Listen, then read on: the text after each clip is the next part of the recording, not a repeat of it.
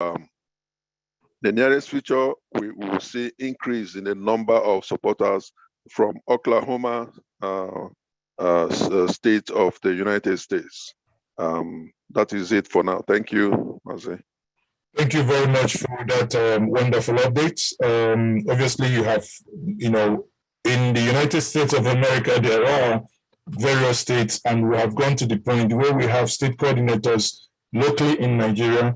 In the United States, we've gone also to have various coordinators within the states in the United States of America. Now, I think I have the Canadian coordinator here, Ken Oguzie. Please unmute and quickly give us an update. Thank you very much. A very good evening or good afternoon from here, and thank you all and welcome to the meeting. So in terms of Canada, it's not too far off from what my colleague in the US just spoke about. As you know, we have about 30,000 Nigerians living here in Canada based on the recent census figures. So for us, we've actually launched a drive. At the moment, we do have about 10 provinces. So we have coordinators in about 8 of us. So myself, I'm working in terms of being at the helm of affairs and coordinating all the coordinators across all the various. If you don't mind, please turn on your video, because let's look at each other's eyeball to eyeball, because we are proudly doing whatever we are doing. Thank you. Okay, all right. I'm just gonna turn on my video. I wasn't aware I was gonna have my video on, so bear with me for a second.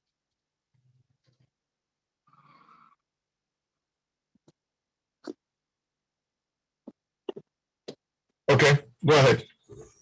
Okay, so as I was saying, at the moment we have in Canada, we have about 10 provinces, which is equivalent to states in Nigeria. And at the moment, we have 8 coordinators representing those different provinces. Of course, they have individuals supporting them. In terms of drives, we've started a lot of mobilization. For us, the first issue is about sort of building the membership numbers, growing it and sort of bringing people on board and making people understand that as diasporans, we are unable to vote, but we can do a lot beyond just financial contribution in terms of sensitizing and, of course, being able to support, the larger campaign team in Nigeria and globally, especially some of the drives, such as the last PVC drive, which, a lot of our members from here contributed. They reached out to the various groups just to help them grow. So we did that. So what we're just going to be doing in the next couple of weeks, just like most of the diaspora, is bringing more people on board, growing our bases, ensuring that all the communication channels are very clear, and of course, engaging with the global leadership just to ensure that everyone is on the same page and the strategy remains the same. So for now, that's what we are doing in Canada, and we're looking forward to working with everyone else to, ensure that, things go on well. Thank you. Thank you very much, Ken, and thank you for that update. And Ikenna Obibi, please. Yeah, good evening from here, everyone. My name is Ikenna Obibi Egono. I'm speaking from Munich, Germany. I am the coordinator Western Europe, emphasis here in Germany. What we do is to reach out to all our people, the whole of Western Europe, Germany, Spain, France, Italy, you know them. So we mobilize ourselves, much as we don't have diaspora voting, but the essence is for us to talk to our various people at home, inform them on the need to get their PVCs and they get involved in the 2023 election, making sure they know the very logo that symbolizes Labour Party, which our man PeterObi is their presidential candidate. So this is what we usually do. And the number we have already is quite overwhelming. The response is very encouraging. And we keep on doing that until result is achieved. So we are not relenting. Germany here appears to be the headquarters anyway because I stay here, but we make sure we coordinate the entire Europe. On 2 occasions, I've gone to 2 countries to attend their meetings. Because of resources, sometimes I try to restrain my movement. But in the coming weeks, I will resume my movement to other parts of Europe. So these are the efforts we are making for now to make sure that we get things going. Thank you so much. Thank you very much. Thank you. And Prince, will please, can we restrict our contributions and update to 1 minute, please, so that we move quickly? Good evening, everybody. Can you hear me? Yes, we can hear you. Go ahead. Yeah, my name is Prince Wiloroma, the coordinator for United Kingdom. And in United Kingdom, we comprises Wales, Scotland, England, and Northern Ireland. For the time being, we've been able to establish our POSN network in Scotland and Wales. We know that England is overwhelming. We are leaving it to the last. However, we are still trying to make inroads towards Northern Ireland. In the time being, we have identified what our major task is, and we'll put that into 3 categories. One is we should be raising funds for people on the grassroots. And the second one is we should be controlling the media. And the third one is we should be aligning both controlling the media and our finances by making impact in our various wards. And our members have been doing that, talking to their ward members, to their local government members, to the Labour Party authorities within their states. So that's what we've been doing, and we'll be supporting POSN in fundraising as well. Going forward, we have I've started speaking with some of our executives, especially members of the strategy team of UK, because we've seen that our strategy aligns so much. What we've been planning aligns with what the general POSN has already presented to us, which include a very clear risk assessment method using the rates log. We already foresaw some of the risks that were shown in some of the presentation. But however, we are now looking at how to get people to start, picking up their PVC and how to get the message across for people to start voting. So we are using a model of train the trainer, which some of our executives are working on, to get a manual where our local coordinators back in Nigeria can use it to train their members on how to drive people, to start voting. Thank you. Thank you very much for that update from the United Kingdom. The next person will be Patrick Imara. Patrick? Thank you very much for...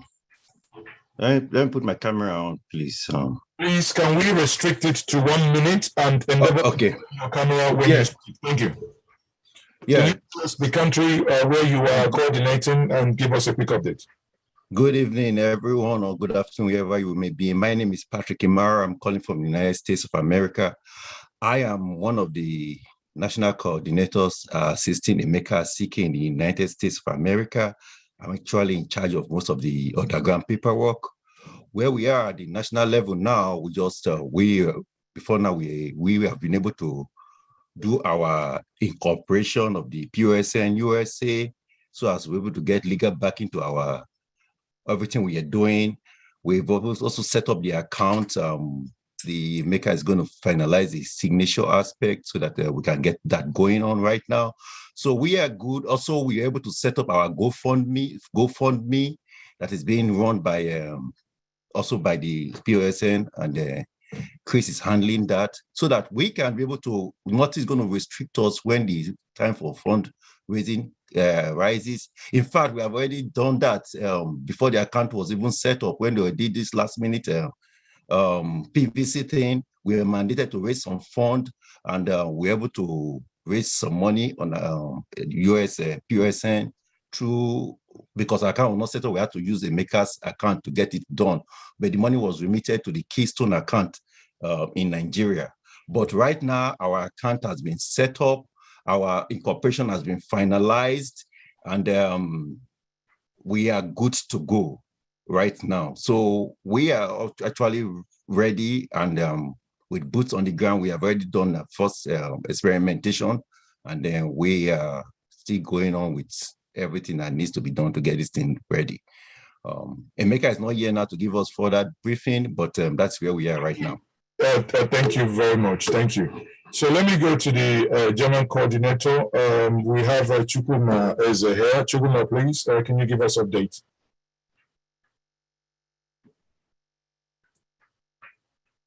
Yeah, Mazito Chukwu, thank you for allowing me to speak. I align myself with what other other country coordinators have said. We're almost in the same pace with them. You know, Germany here, we're making a very strong consultations with our various stakeholders and in membership drive, you know, because we are trying to officially inaugurate POSN in Germany, which in due time will give you the dates and when that inauguration is going to take place and where it's going to happen. You know, so we are doing all we can in order to sensitize our people, because the inauguration we are planning is going to be with fundraising as well, and also to educate our people on the influences that they can have to their people back home. So we are not doing very different from what other countries are doing. But I can tell you that the responses that we have gotten so far from the various stakeholders that we have consulted with here in Germany is very impressive, you know, and then in a very few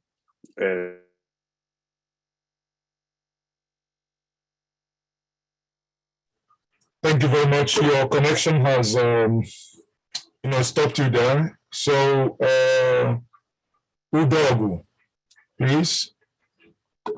Can we restrict it to 1 minute? Go ahead, Udogu.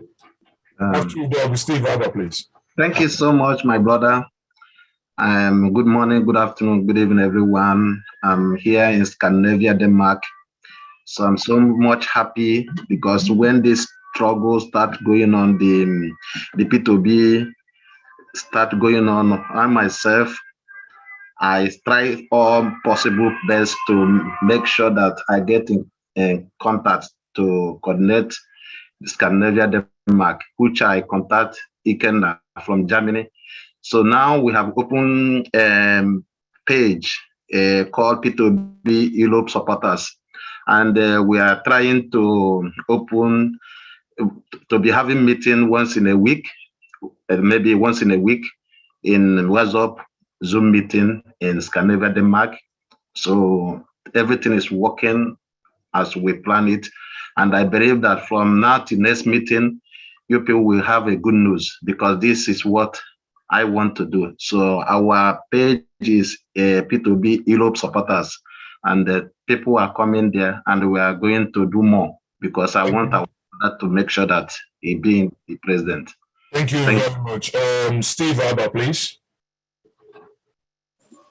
Hi guys, can you hear me? 1 minute. Yes, we can hear you loud and clear. Go ahead. Oh, great. Here it's afternoon here in the States. I'm actually talking from Maryland, US. We actually came up through a very close friend of mine, William Sogenyi. He's an amazing driver and he's doing great. He's in Atlanta.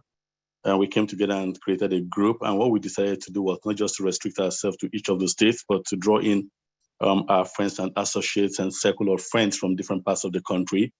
And then one step we took, even without consulting anybody, even without, asking for support from anybody, was to actually see how we can start reaching out to our various communities.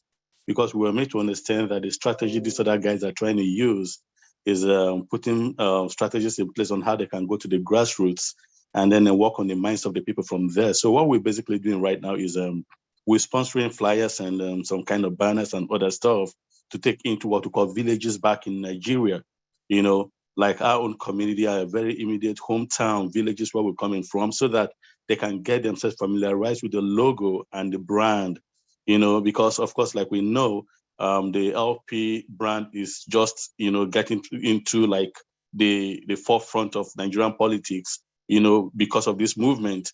So they're still yet working toward getting to understand, what the brand is like and all that. So we're selling more of the logo, the brand, and of course, including the name of our principal.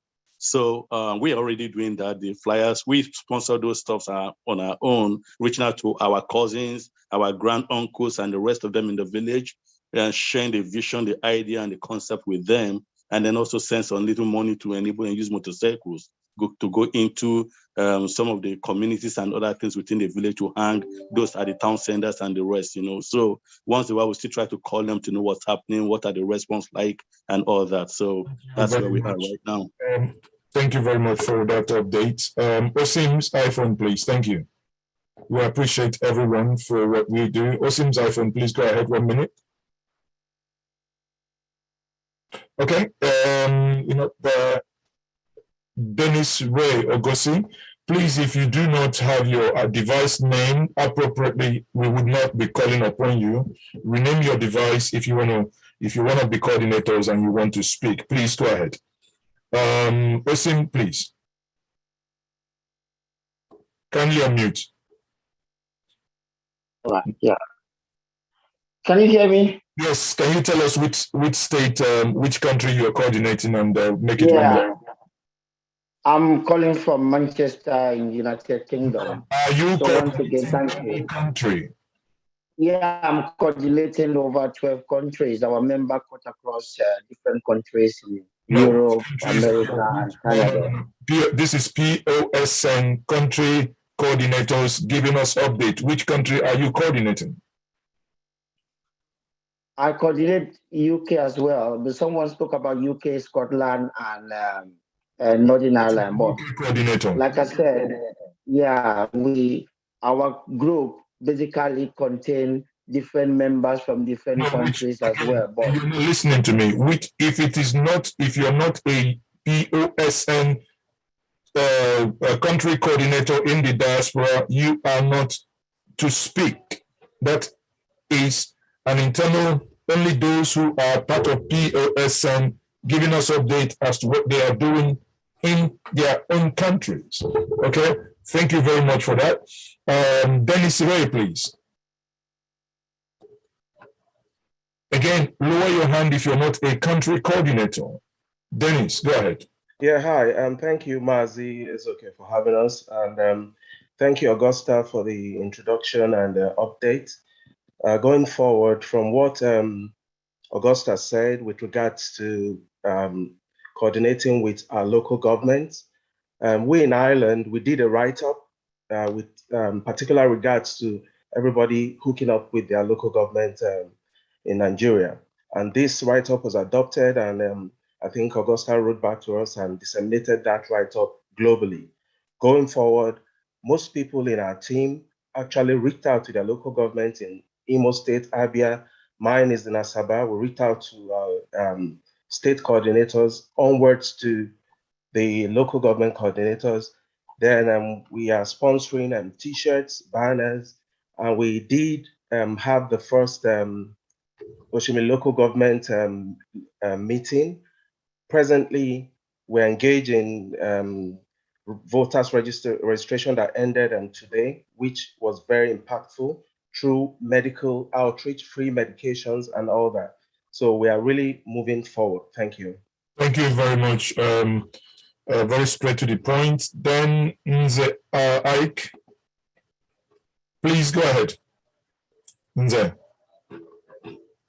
kindly unmute. Hello, good evening, gentlemen. Good evening, ladies. This is Nze Ike from Moscow, Russia. Now, we have already started moves. The executives are almost getting set. And what really matters most, Russia is a country of 11 time zones. So we are trying to get the people that will be coordinating different regions. And if you watch our movement, even on Facebook, through the Ike blog and a lot of things, we have been making moves towards making sure that people are sensitized about the developments in terms of how to vote and where to vote. Of course, Russia, it has not been easy here based on the sanctions and everything happening here. So even coordinating with some people seems to be very difficult in terms of raising funds. Howbeit, we are not giving up, and we know we are going to achieve that, which we are aimed to do. And we are doing everything possible. Myself and my assistant, Dr. Tony Abugo, we are doing everything we can to move this thing beyond Moscow, entering into other regions. So this is how far. By next time, we update with better developments. Thank you. Thank you very much for that, straight to the point update. Tom Ray, please.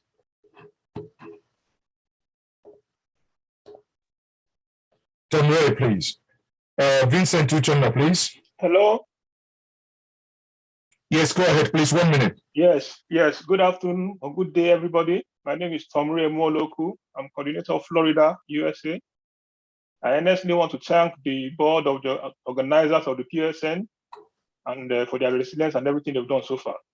In Florida, POSN, we are also on the membership drive, and we are convincing others that this platform is actually quite organized and focused. And some of the people here belong to other platforms like the Medics for PeterObi and etc. But we are making them know that this is more organized, and we are very, very concentrated on our focus. So we are going to concentrate our efforts and put our hearts together as soon as possible, and you'll see tremendous progress on our part. Thank you. Thank you very much. Thank you. Vincent, please. Are you there? Vincent, are you there?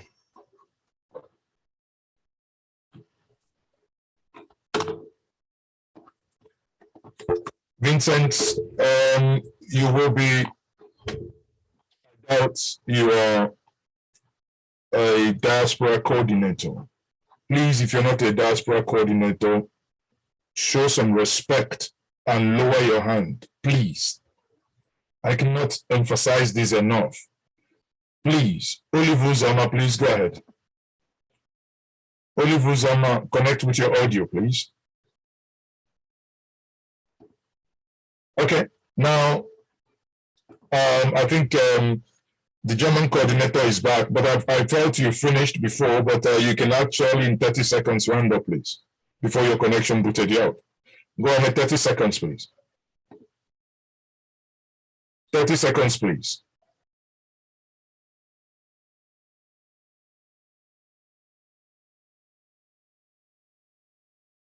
"30 seconds, please. Unmute yourself."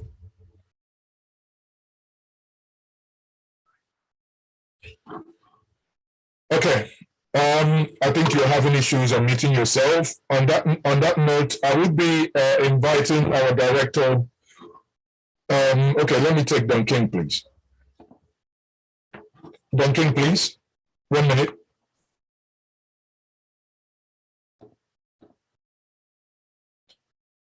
Don King, 1 minute.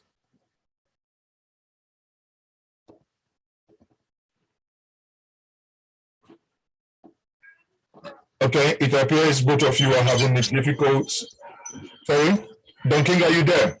Yeah, I'm here, but I'm in the third corner. I just want to say that Greece is doing much. We are on the grassroots now, getting ourselves together. Which country? Greece. Okay, thank you. Greece, yeah. We are trying to get our executives in place, and by next week we'll be done with that. So I will reach out to the national coordinator to inform you of our latest development. All of our plans are in the strategic point, but we are trying to get out to our various local governments and states to make sure that we drive the message home. So we are at the formative stage at this point, but we are following the global trend so that we'll be in the same line with what is going on. Thank you. Okay, thank you very much. It appears German coordinator. Yeah. Sorry, yeah, can you quickly can you hear me now? I can hear you now. Go ahead. Okay. It's okay. Yes, this is a German coordinator from Hanover, Mazi Chukuma Ezadachi. So, like as I was saying, we are up in speed and everything is going on. We are trying to officially inaugurate POSN in Germany, stroke fundraising. And we are also making advances to some of industrialist Germans who are interested in what is happening.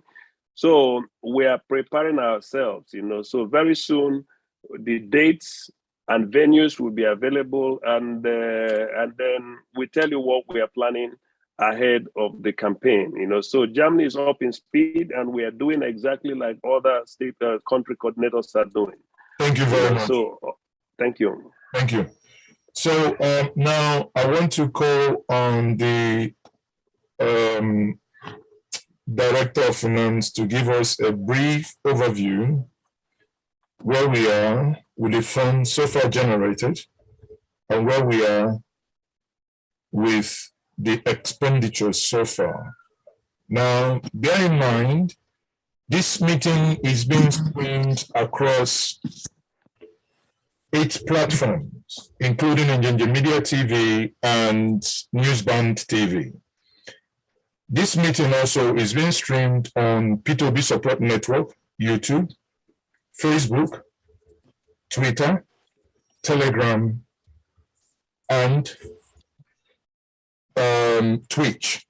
So I now have the privilege to get Ikenga to now give us a quick update where we're. Ikenga, you're welcome. Thank you very much. Okay, good evening, everyone. Good evening, everyone in Nigeria, or good morning or good afternoon, wherever you are. Thank you for joining us. So the account statement we want to render to you is as at the 22nd of July. So the amount so far received as at that time, 15.27 billion, 15.27 billion naira. The amount spent, 14.307 million. Cash at bank as of that date, 965,294 naira 65 kobo credit. The summary of expenditure. Then POSN inauguration at Abuja. But before that, let me let all of us know that this account was opened on 29th of March 2022. 29th of March 2022, the account was opened.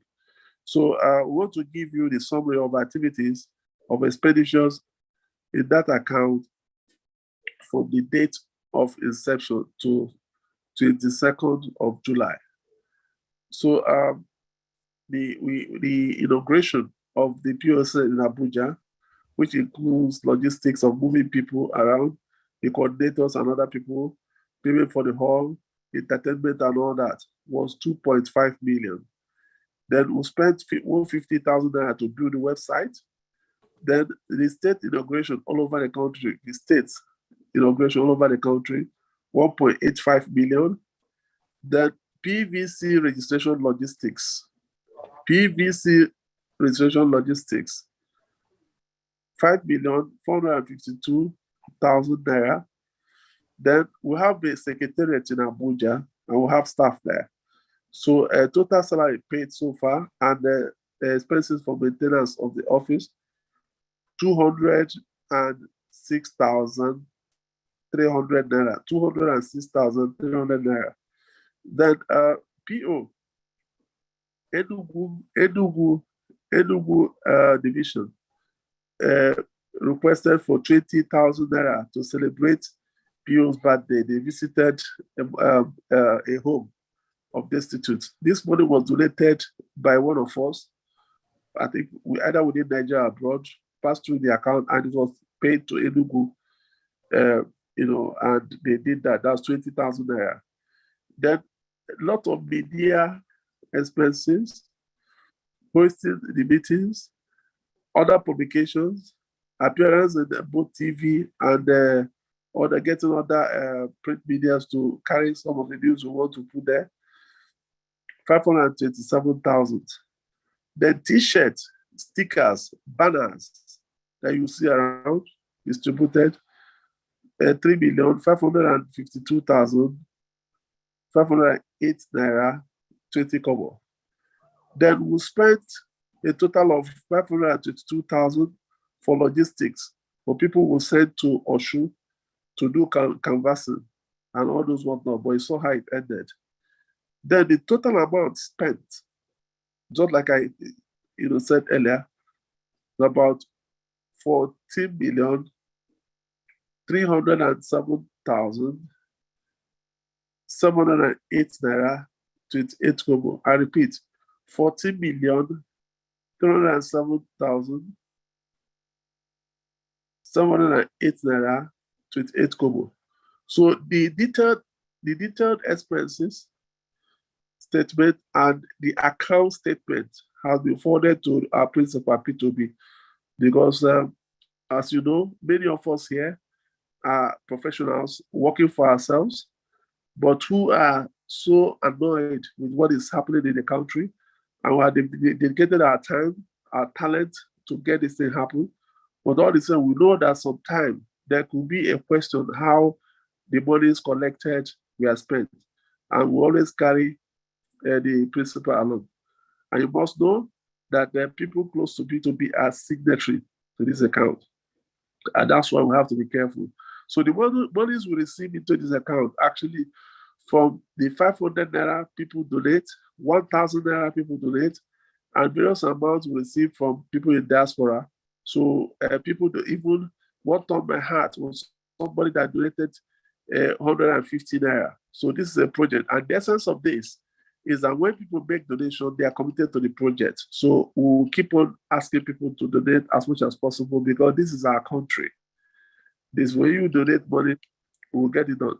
So equally, there are some payments that did not pass through us, especially when people in diaspora were so moved to get their people to go and register. Some people hired buses, paid for buses to move people to registration area. Some people entertained people where they were waiting. They paid this money directly to state coordinators and all that. So a lot of people have made so much sacrifice. In fact, what we have here is maybe a half of what has been spent by individuals to get this, to get our dream come true. And we believe that more money will be spent as time goes on, because we have a lot of work to do.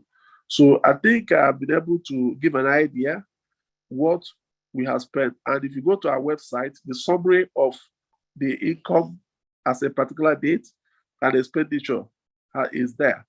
All the same, for obvious reasons, we don't have to be very, very specific, but someone who wants to look in can always come and we'll show our books and account statement. But all these things are forwarded to our principal, because he knows what we are doing and he values what we're doing. Thank you very much. Thank you very much, Ikenga, for that fantastic update. Now, people, those of us watching on, those of us on this Zoom, I can tell you now that we are speaking. We have 100 naira donation, much appreciated, from Uche Madu Mat.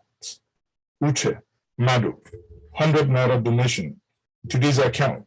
Now, these are things no one takes lightly, because it does not matter the amount, but the issue here is that people, everyone, you and I, believes in this struggle to reclaim and to bring back sanity to this enterprise, meaning that you and I own this project. You and I must see that a new Nigeria is possible within our lifetime.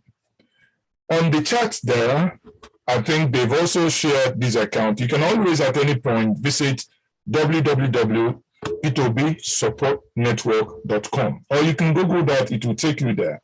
You can, if you want to become a member, if you want to become a volunteer, you can come in, you can register, you get your information validated and confirmed, then you become a member. Now, for clarity's sake, for Germany, because I had one of our brothers who said that he's the coordinator of Western Europe.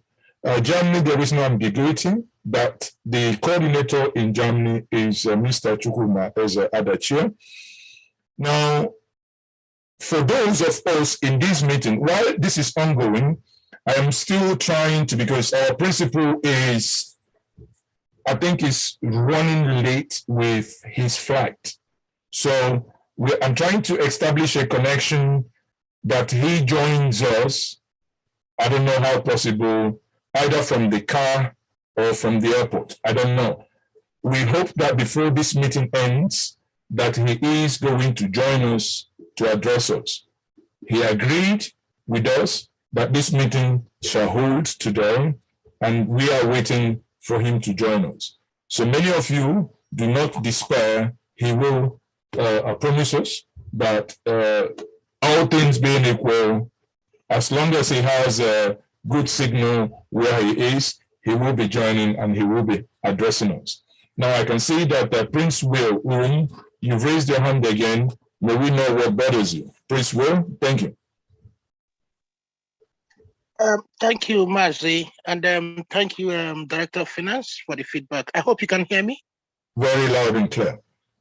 Yeah, it's just I'm a little bit worried, and that coincides with feedback I've been getting that we spent about 150,000 on our website. I think we need to do a more robust website, and I'm speaking on behalf of the United Kingdom. Give us a date, give us a time.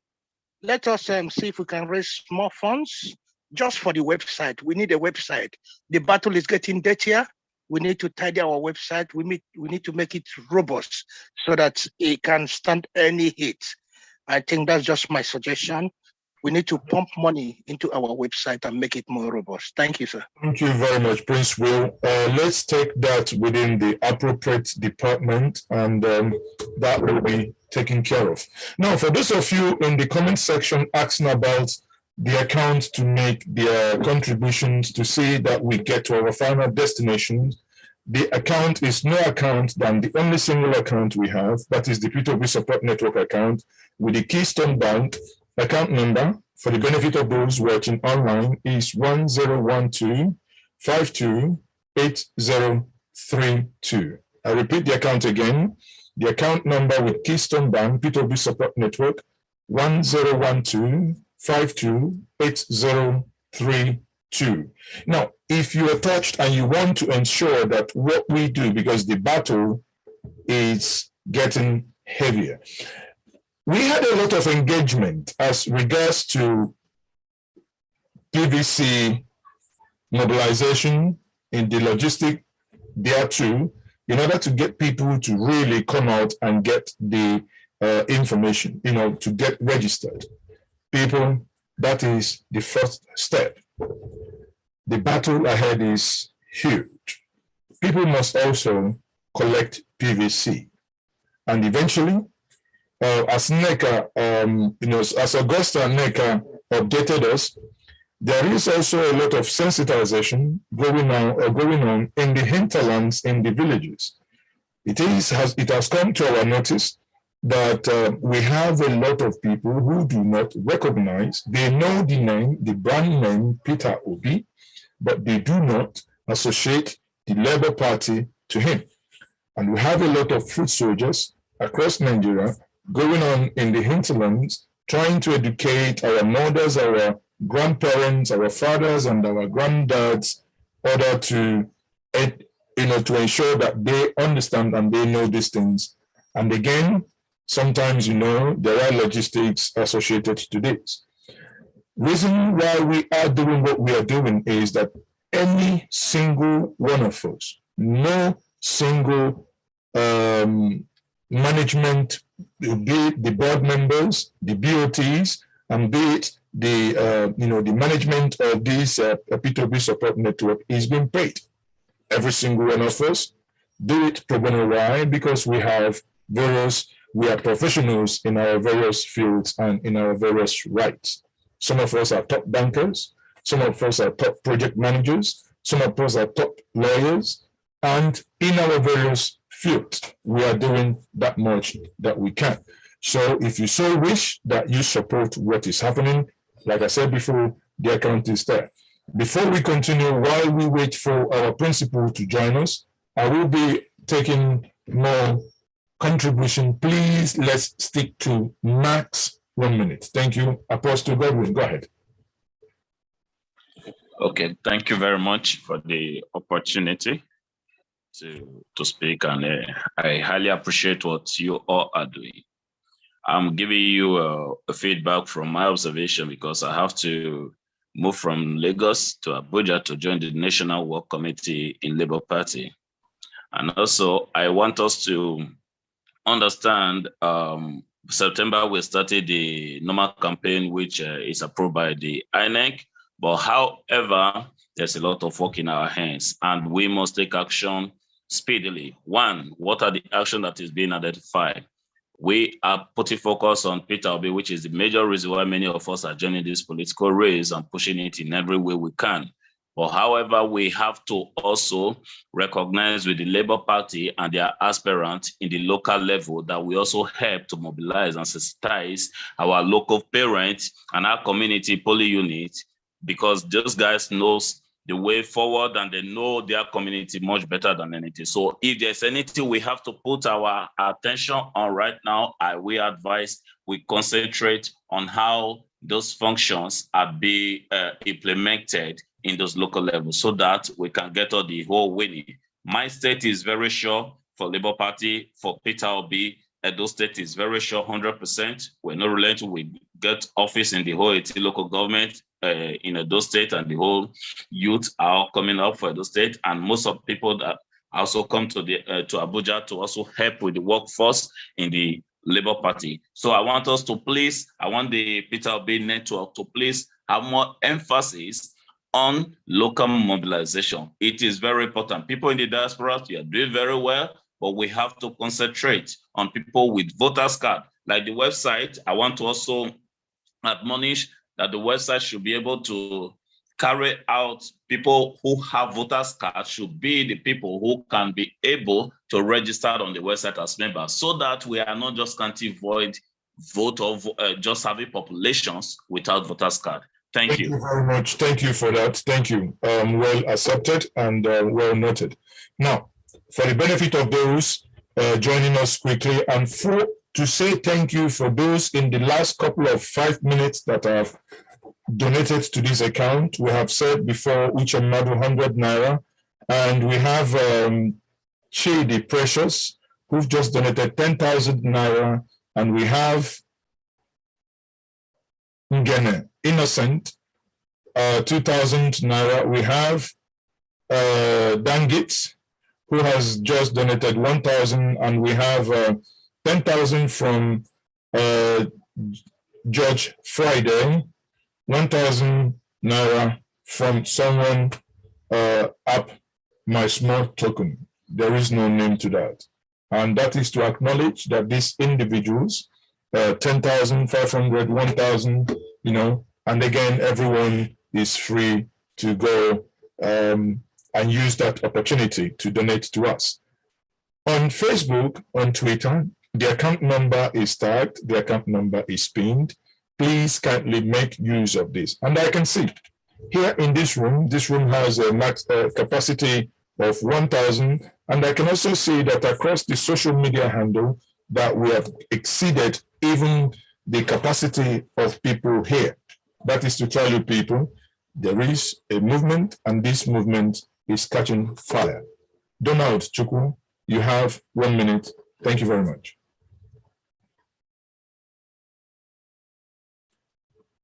Kevin Jackbo, please.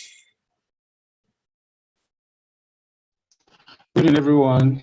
My name is Kevin Jackbo. I'm the coordinator for Edo State. So far, so good. We are moving towards the grassroots. We've got our local government coordinators for all the 18 local governments. The only local governments who are having issues, just one particular local government, but we are tackling that one and we are assembling our team with that particular local government. Most of our local governments are almost at the grassroots. Our local government coordinators are already having their unit coordinators apart from their ward coordinators.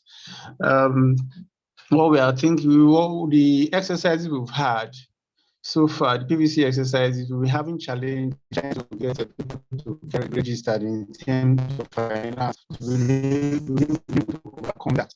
We even did one area and it was also concluded. We'll just hope that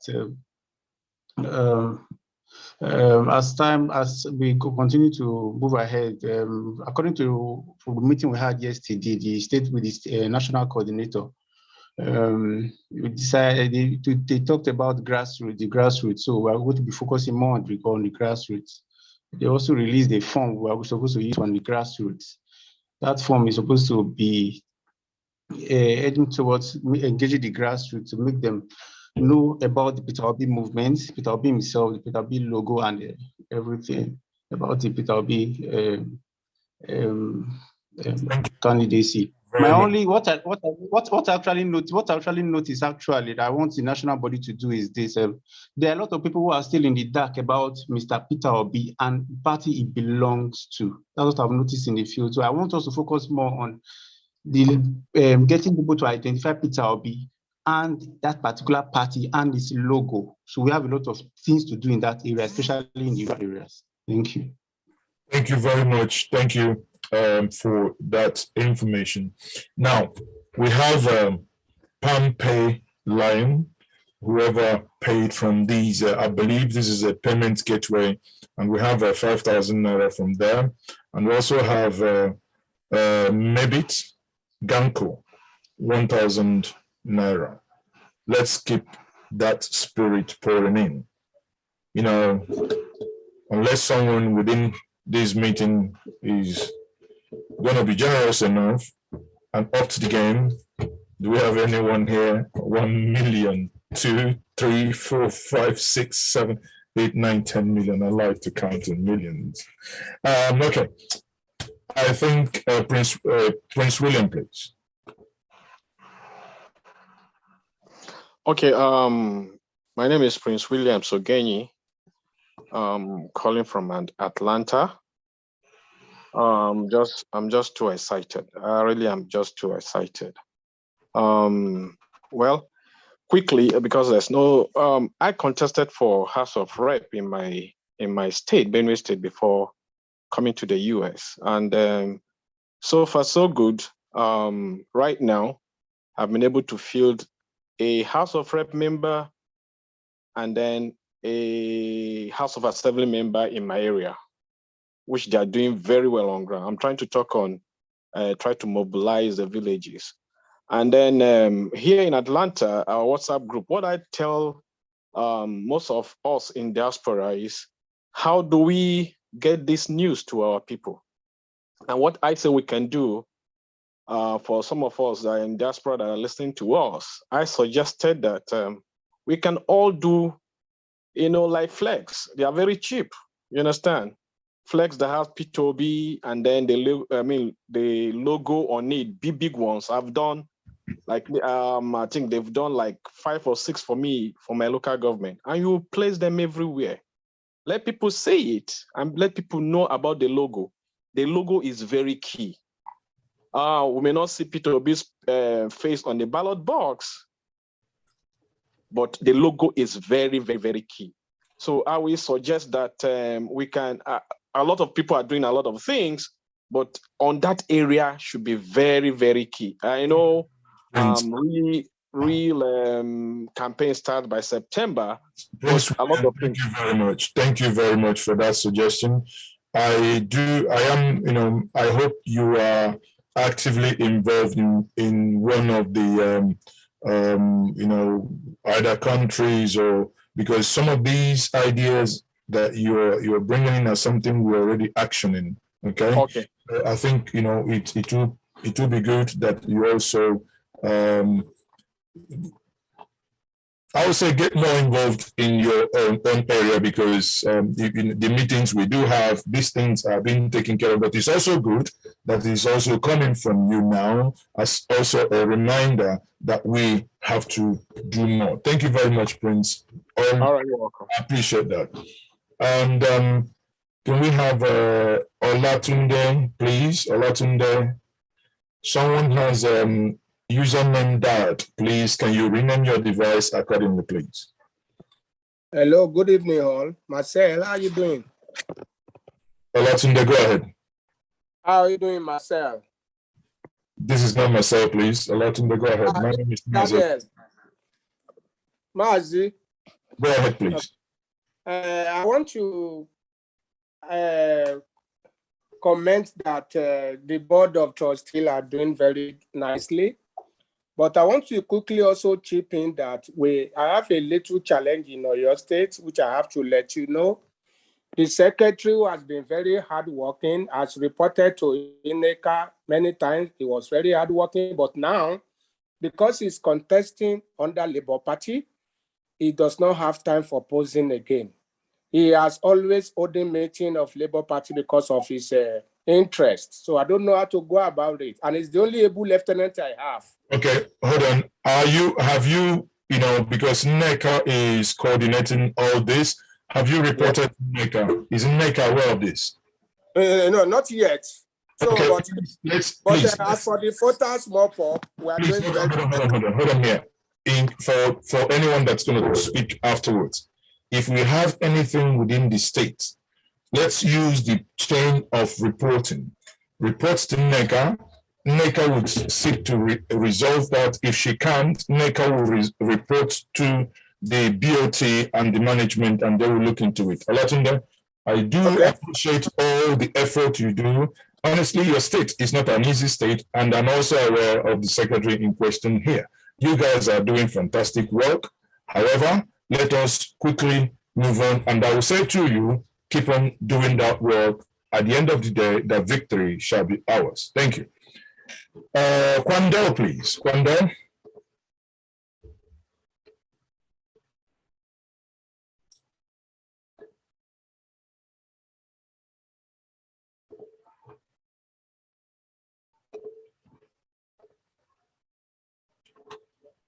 Okay, admins, can we ban the individual? One of the reasons why we ask people to identify themselves properly. Ebi Odega, please.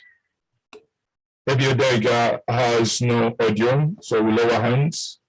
Anthony Chinedum, please.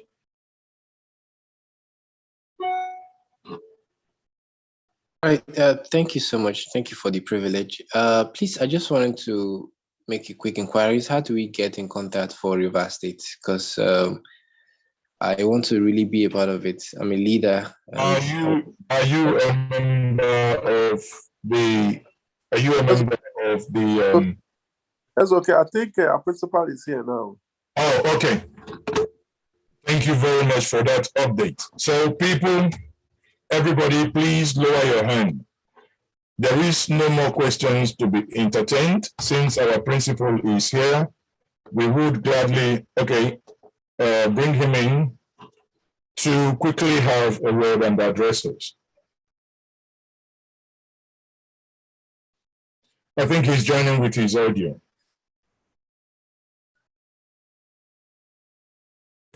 So everyone, you can do us a favor. Can you share the link? Invite others to join us because our principal is here with us, but we are going to hear from him.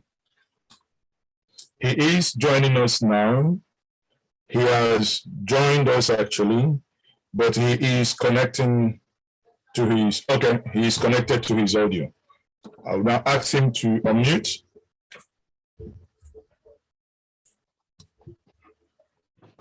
At this point, I'm still on the road. Can I be given just the next 10 minutes? Okay. Yes, that's fine. That's fine. I just want to be listening. Okay. Okay, that's fine. Thank you. Okay. So everyone, you can hear our principal is here. I'm still on the road. That is to show you how important this is for him to join us, and he's here with us. But at this moment in time, he's still in the car, joined us from where he is. Now, I will take more questions while we wait for him. Ajets, who's at Ishai, please. Can we restrict our questions, contributions to 1 minute? Ajet, go ahead. All right, thank you, Mr. Chair. I'm not sure if you're able to hear me. We can hear you loud and clear. Great. You made a point. I'm calling from Zimbabwe, by the way. You made a point regarding the party logo and identifying or matching PeterObi to the logo. I wanted to ask, is the principal, our principal, able to move for a motion? Is that a possibility for the voting ballots to carry both the face, the logo, and the voting space? Is that a possibility that he can, in his capacity, and other contestants to push for at the national level? I think that's the only thing I have. Thank you very much. Thank you. Now, while I do not have the entire answer to the question, but if time permits and he's able to answer that question, I would be, it would be glad to hear him speak to it. But let me also tell us this. We must also note that in Nigeria, I had made that case in some forums, but some people have told me that in Nigeria, it is a case of sometimes you might see people go to court 2-3 weeks to the election, somebody may be removed or substituted, and if that happens, it renders that ballot paper null and void. I do not know if that is a sufficient reason for not to have that which you have flagged up in that. I'm not the expert there, but again, I'll allow that for people who are more knowledgeable than myself in that respect to deal with it. Ikem Buchuku, please. 1 minute. Go ahead.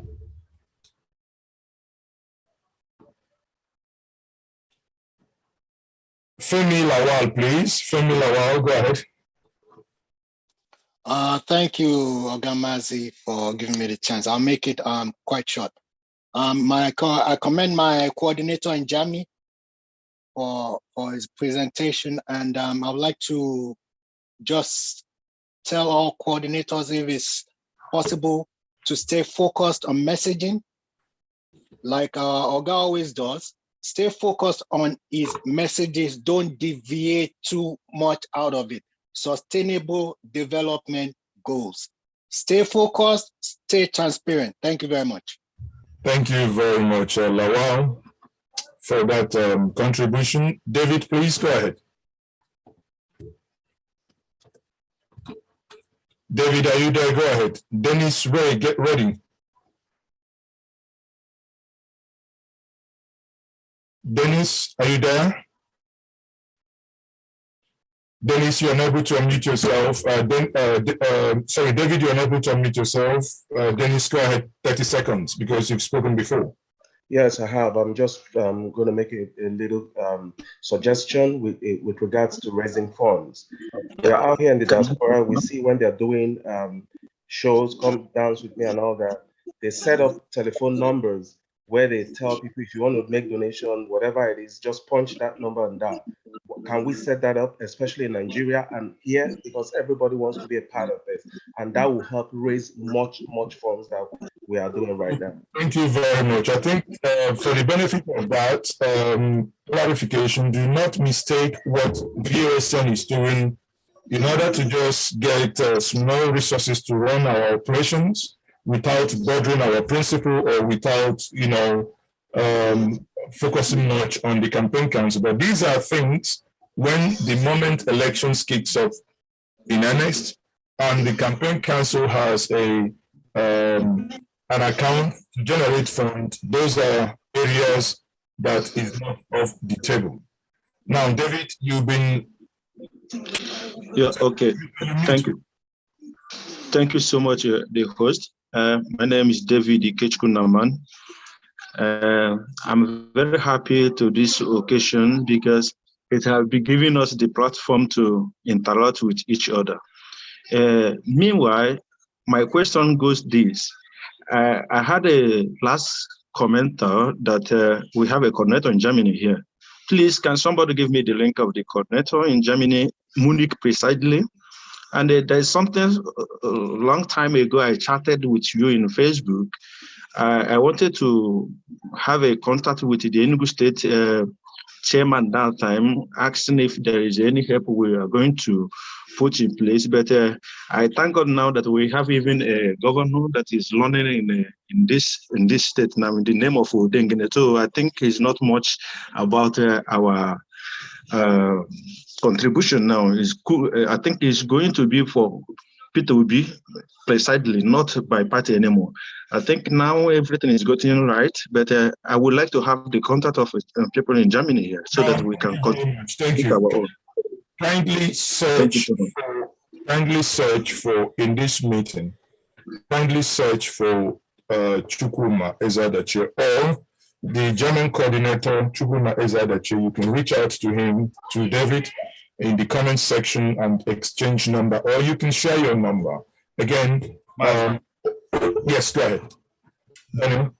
Invite Ambrose to talk about that volunteer Google form now before our principal joins us. Ambrose, are you there? I can't see him. Ambrose, how are you? What's the name of his device? PeterObi. Okay. Now we have volunteer and contact form that we have developed. Ambrose, are you able to quickly unmute and showcase what those filling those forms should pay attention to? Ambrose, please.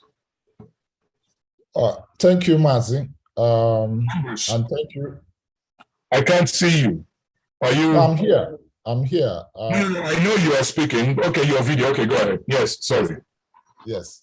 Thank you, everybody, and thank you for coming. So we at POSN, remember what we are is a people's network. We are trying to organize ourselves into small groups to contribute in any little form or way to the success of this campaign. And at the heart of it is you as an individual, as a supporter, as an obedient person, finding a way you can support this campaign in your local community. Please, we have a form. I just posted a link to the form in the chat here.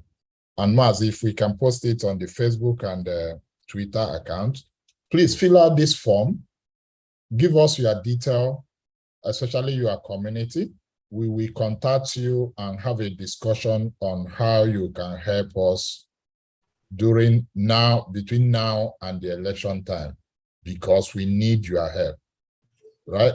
The form is simple. We just collect your phone number and we want to understand where you live so that we can appropriately link you up to the local coordinator. You can also bring your fellow friends who are obedient, who are supporting our principle, to fill out this form. We need your help. We need you to fill the form. We need you to get your friends to fill the form. Thank you, Mazi, for giving me the chance. Thank you very much, Ambrose. Very straight to the point. Now, Ikenga, I don't know if you are able to confirm to us if it is now convenient for our principal to address us, or should we watch out to see whenever he's ready, he might probably raise up his hand so that we know to give him the opportunity to. Now, I think Donald Chuku, you had been called before. Prince Ofwebo, please go ahead.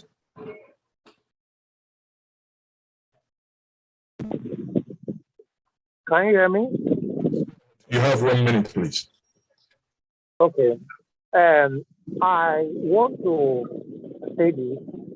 Please, is it possible for us to see how we can concentrate more on each of the states in the northern region by getting the numbers of coordinators and the volunteers groups that are delivering per each state in the north, so that we can know the numbers of states the PeterObi movement and Labour Party are covered. So by so doing, we are having a clear-cut scale of reference. So that is my appeal. And also, I want us to use this format. Instead of us calling it Labour Party, let's call it LP. Like PDP, APC, this abbreviation. A lot of people at the end of the day might not know that they'll be looking for the full name, Labour Party. But on the voter listing, it is LP. So we can be telling people it's LP. And more, if we can get people to the rural areas to be teaching them, showing them about LP Party, and the logo will go a longer way of sensitizing the people. Then finally, is it possible for us, or at the end of the day for our principal, to also tell his vice to be making more movement and physical appearances to the northern elders and the imams, to solicit for movement on peace and unity work. If he can also be showing his presence the way our principal is doing, it will also go a long way. That is my Thank you very much. Thank you very much for your contributions. They will be taken into account. Now, as a means of updating us, and I want to say thank you very much for those of you. We have here Onuku. Onuku has just donated 10,000 naira. We have Buka, Simon, I believe, 1,000 naira. We have Omo Guide, Joss, 100,000 naira. We have Ben Echebe, 10,000 naira, and we have Njoku Eze, IFO, 5,000 naira, and we have 500 naira from Migraine Mado. Again, you see what it means, people, that for the first time, as someone said here before, many of us are really excited that this mass movement that you have made possible is igniting like wildfire. That we are contributing our money to fight the status quo that has held us down for so long, the status quo that has made it impossible for many to progress beyond certain limits. But here we are, you and I have dedicated our time, our talent, our energy, our resources to say, no, that can no longer continue. As our principle normally says, that the only thing here to do is to ensure that come May 2029, when he becomes the commander-in-chief of the Armed Forces of the Federal Republic of Nigeria, by the grace of God, that this nation will sing a new song. And that song is no other song than to say that we are moving from the consumption, from the gluttonous way of living, from in the words of Patrick Obiagbon, from the cankerous, before I bite my tongue, he has thing with words. That we move away from that and move into production. Production means productivity, that we begin to look and, save costs, and really get to work. On that note, I will be bringing Emmanuel in. Emmanuel, kindly unmute yourself and ask your question, 30 seconds, please. Before we invite our principal, who is here with us, listening to all your questions, taking note of everything you were saying to address us. Emmanuel, please, 30 seconds, go ahead. Because we have good evening, all. It's been reduced to 30 seconds, please. Good evening, all. Please, I just want to make a brief suggestion, because my major focus is on how to capture our vast majority. And my suggestion is just this. Is it possible for us, I don't mind joining the team, can we create a phone bank? With that, we can link it to everyone that has a phone number in Nigeria, so that we can disseminate any information we want. And at the same time, one of the questions I want to ask is it possible for every interview or any movement that our principal has been making or is making, is it possible to have a translated version either in Hausa, so that when we have a link to be aired in other TV stations in the North, people also understand what the dream and aspiration that our principal is trying to forge ahead for Nigeria? Please, these are my cool questions. Thank you. Again, I believe you are in one of our forums. If you are, you would understand that we have done enormous work on getting most of the videos, short clips, and jingles done in various languages of Nigeria, especially the core language across Nigeria. That we have been doing. But again, let us not lose sight of the main campaign council. Here, the support network, we have been doing a lot. Most of these videos have been translated in Fulfulde, in Hausa, some in Yoruba, and someone argued the other time that we appear to be neglecting the Southeast in terms of translating some of these conversations in the local language as well. But again, we still have time. We are doing our best to take into account all the questions and concerns everyone is raising here. Maz, I'm interested in that person that talked about phone bank. Can you contact any of the admin and give us your name and contact, or myself, please? Yes. So, having said that, the phone bank issue, please, if you would, either myself, you can private chat me, or you can, or any of the, you can go in the comment section, look at who are the co-hosts, or you can private chat any of the co-hosts. We will take that up with you, please. Thank you. Prince Solomon, please. Okay, it's okay. I think it's important to please hold on. Please hold on, Solomon. Good evening, Please hold on, everyone. Solomon. Solomon, just a moment. So I think our principal has made a co-host. So anytime he wants to speak, he can as well intervene and start speaking. So but Solomon can go on. Thank you very much, Ikenga, for that clarification. So Prince Solomon, kindly unmute and go on. Good evening, everyone. Good evening, our principal. I want to make this quick suggestion. But before then, let me say that in terms of voter registration mop-up, we've been able to do much. Of course, I've been forwarding everything we are doing in Abia State. I'm the state coordinator of Abia State. We've been able to do much, and having seen that the voter registration have ended today, Sunday, I want to make this quick suggestion, and I want it to come from top so that everyone in Nigeria will listen, because if I say it myself, they may not hear.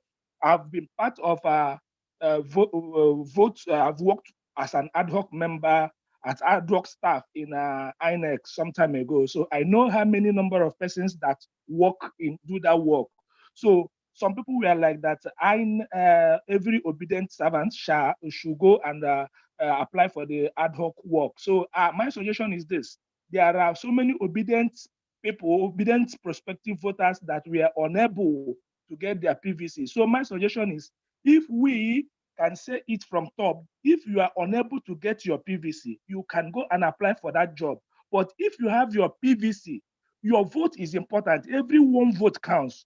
Please, if you have your PVC and you know that you will vote on that day, please don't apply so that you will vote. Because if you apply, they may post you where you may not be able to cast your vote. So that those who peradventure we are unable to have their PVC can apply, and wherever they post them, they will be our eyes to see that all those irregularities will not take place. That's my humble suggestion. Thanking the national and our island partners who have helped us to do this voters mop-up with the finances. Thank you so much.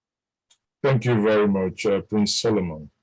I think those suggestions are really good to note, and I believe Secretariat is taking note of that. If you haven't, please do take note of that, and we'll take that up within the BOTs, please. Now, Aman, please. Aman, kindly unmute.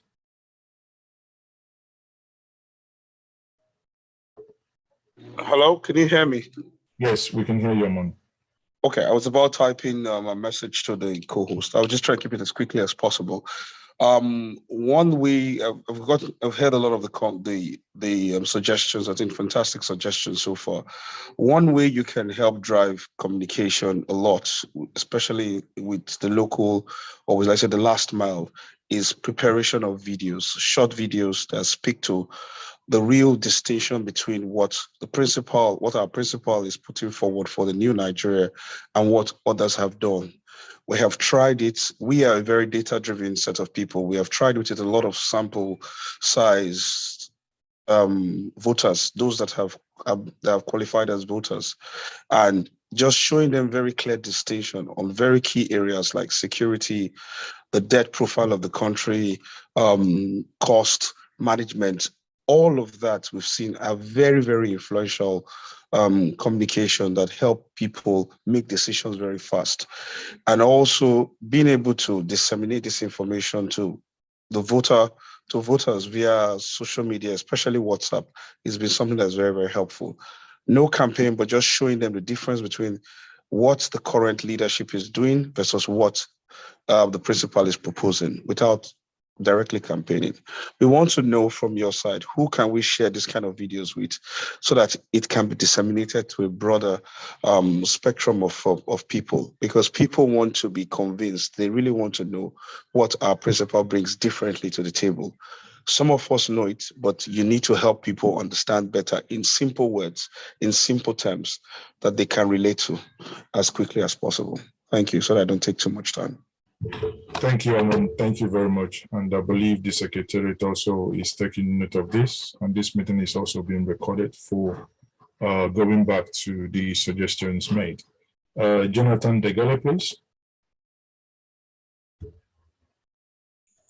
Yeah, good evening, sir. I want to particularly appreciate the organizers of this program.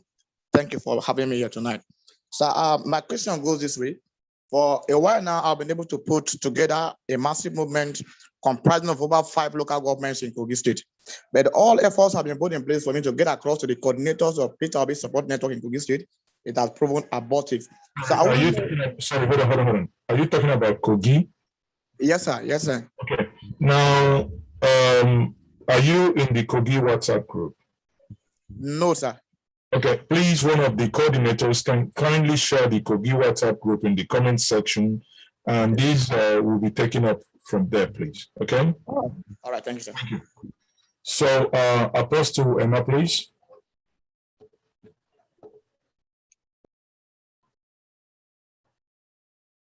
Apostle Emma. Clement. Okay, go ahead. 30 seconds. Good evening. Good evening, sir.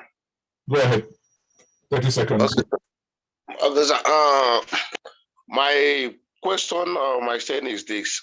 We remember last week I mentioned the issue of trying to hijack or hinder people from registering in a like a place like a churches, or when they see where the Christians are more, they try to hijack them not to get the PVC registration. Now we see what's happened in Lagos. There was a report that they're saying talks. It was not only in Lagos, even in some parts here in Ogun State, the same thing happened. In fact, they waited, the INEC who came, they brought the machine and they turned back. Now this one was not captured in the news. Now, let's say now assume that the previous election have ended. Now, on election time, I think what are we going to put in place to make sure that such things for those that got that PVC did not repeat himself as what we see now? Because I know that the opposition party is going to capitalize in such ways. That is my own question. Thank you very much. Within the strategy team, this is not a conversation to be had in the open. Within the strategy team and the top management, a lot is being discussed and a lot is ongoing there. I will leave it at that. Now, for those of you who are still making contributions, and the admins and the co-hosts, please, if you kindly share the account number once more. Here we have a couple of us here. Emmanuel Ichu, I think, I will assume it's Emmanuel Chuku because it's abbreviated, donated 5,000 naira, and we have Peter Chika, 5,000 naira, and we have Amarachi, 1,000 naira, Wankwa Chinedu, I presume, 1,000 naira, and we have Odesi Messi, 1,000 naira, and please, people, let's keep it coming. The spirit is, the spirit is high. And while we are still waiting for our principal we are going to take another question from Clement. Clement, are you done? Yeah, good evening. Can you hear me? Yes, go ahead, Clement. Yeah, I want to greet our Excellency, the incoming President, Mr. PeterObi. I'm from the UAE here. And I want to be linked up with the coordinator. Of course, when I was listening to the report of the coordinator, I never heard anything from the UAE. Who is the coordinator, the UAE, working on the PeterObi support network? I think we can, admins, if you can basically share the link to the UAE, and in that group, you'll be pointed to. Again, only those coordinators that joined us gave their updates as to what is happening in their various countries. Sadly, in this instance, maybe because of time or unavailability, it appears the UAE coordinator didn't join, but that doesn't mean we do not have presence in the United Arab Emirates. Thank you very much for that, but that will be dealt with now. Engineer Gift.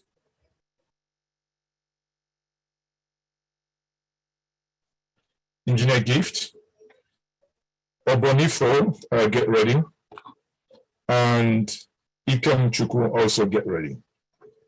Engineer Gift, okay. Obonifo, okay. 30 seconds. Go ahead. Hello. Yes, like he said, we've said everything that is necessary to say, but my worry here is the disenfranchisement of our people. Our people are numerous. I want to tell you that the number of people that did not register may have the ones that have registered. And I'm thinking that, I wouldn't know, you've already said that a lot of things are going on, so many discussions, but I don't know how we can do it to get to INEC to further extend this registration time. Thank you. And again, to make sure that, are you with me? Yes, go ahead. Just round up. Yes. And again, to make sure that the party that is going on in the West, to probably see how to counter such apathies. Okay. And then make sure that we don't do this movement. Thank you very much. Thank you very much. Emma Ichu, your 5,000 donation is confirmed. Now to your question, if you read the press release of PeterObi Support Network yesterday, the press release came out on Friday, and PeterObi Support Network is planning on taking legal action against INEC. By tomorrow being Monday, the details will be made, public. Now, also, I want to use this opportunity to. I know that thousands of people are working online, and this goes directly to our opponent to desist from misquoting our principle in terms of statistical data. If they do not have any better job to do, if it is about go cut the grass, as in the case of invasive species grass cutting deal, they know how to do that best. They can go ahead and do that.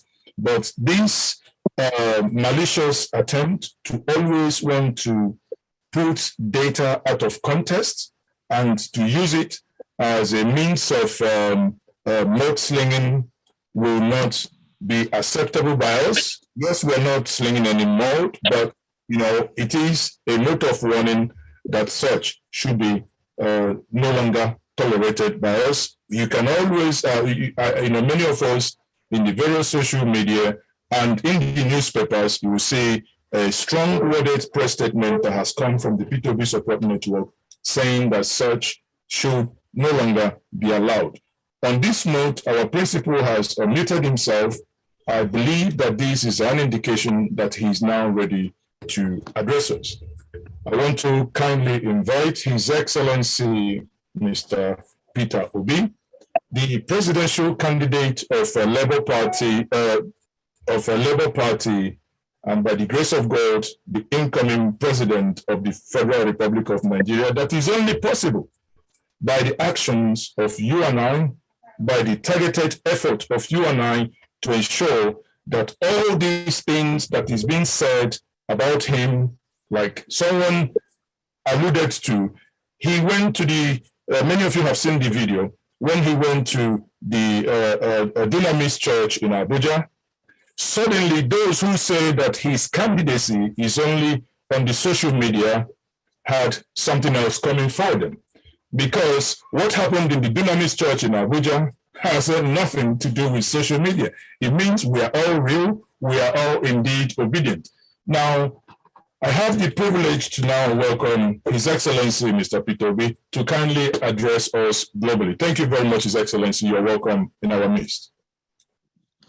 Well, thank you very much for inviting me. Are you hearing me very well? Yes, we can hear you loud and clear, sir. Okay. First, let me thank the Almighty God that made it possible for this meeting to be going on today. And for all of you who have been able to join in. Secondly, again, thanking all of you who are members of this network and are committed to this project. Like I've always said to everybody, and all the groups I've met, what I'm trying to do is not campaigning necessarily to be president of Nigeria. My campaign is a movement to bring Nigerians all over the world to take back their country. Your country is collapsing. So a massive movement to take back the country and run it like every other country. It is no longer somebody going to say, I'm president or I'm the leader and I'm in charge. But once somebody will say, we've all come here collectively to make it work. We want to be able to have people being proud to say, we are Nigerians. I'm not campaigning to be president as from the Southeast, from the Southwest, from the Northeast, from North Central. I'm a Nigerian. And I believe in Nigeria. And I want us to build a country called Nigeria where Nigerians can say they are Nigerians before they can say where they come from in Nigeria.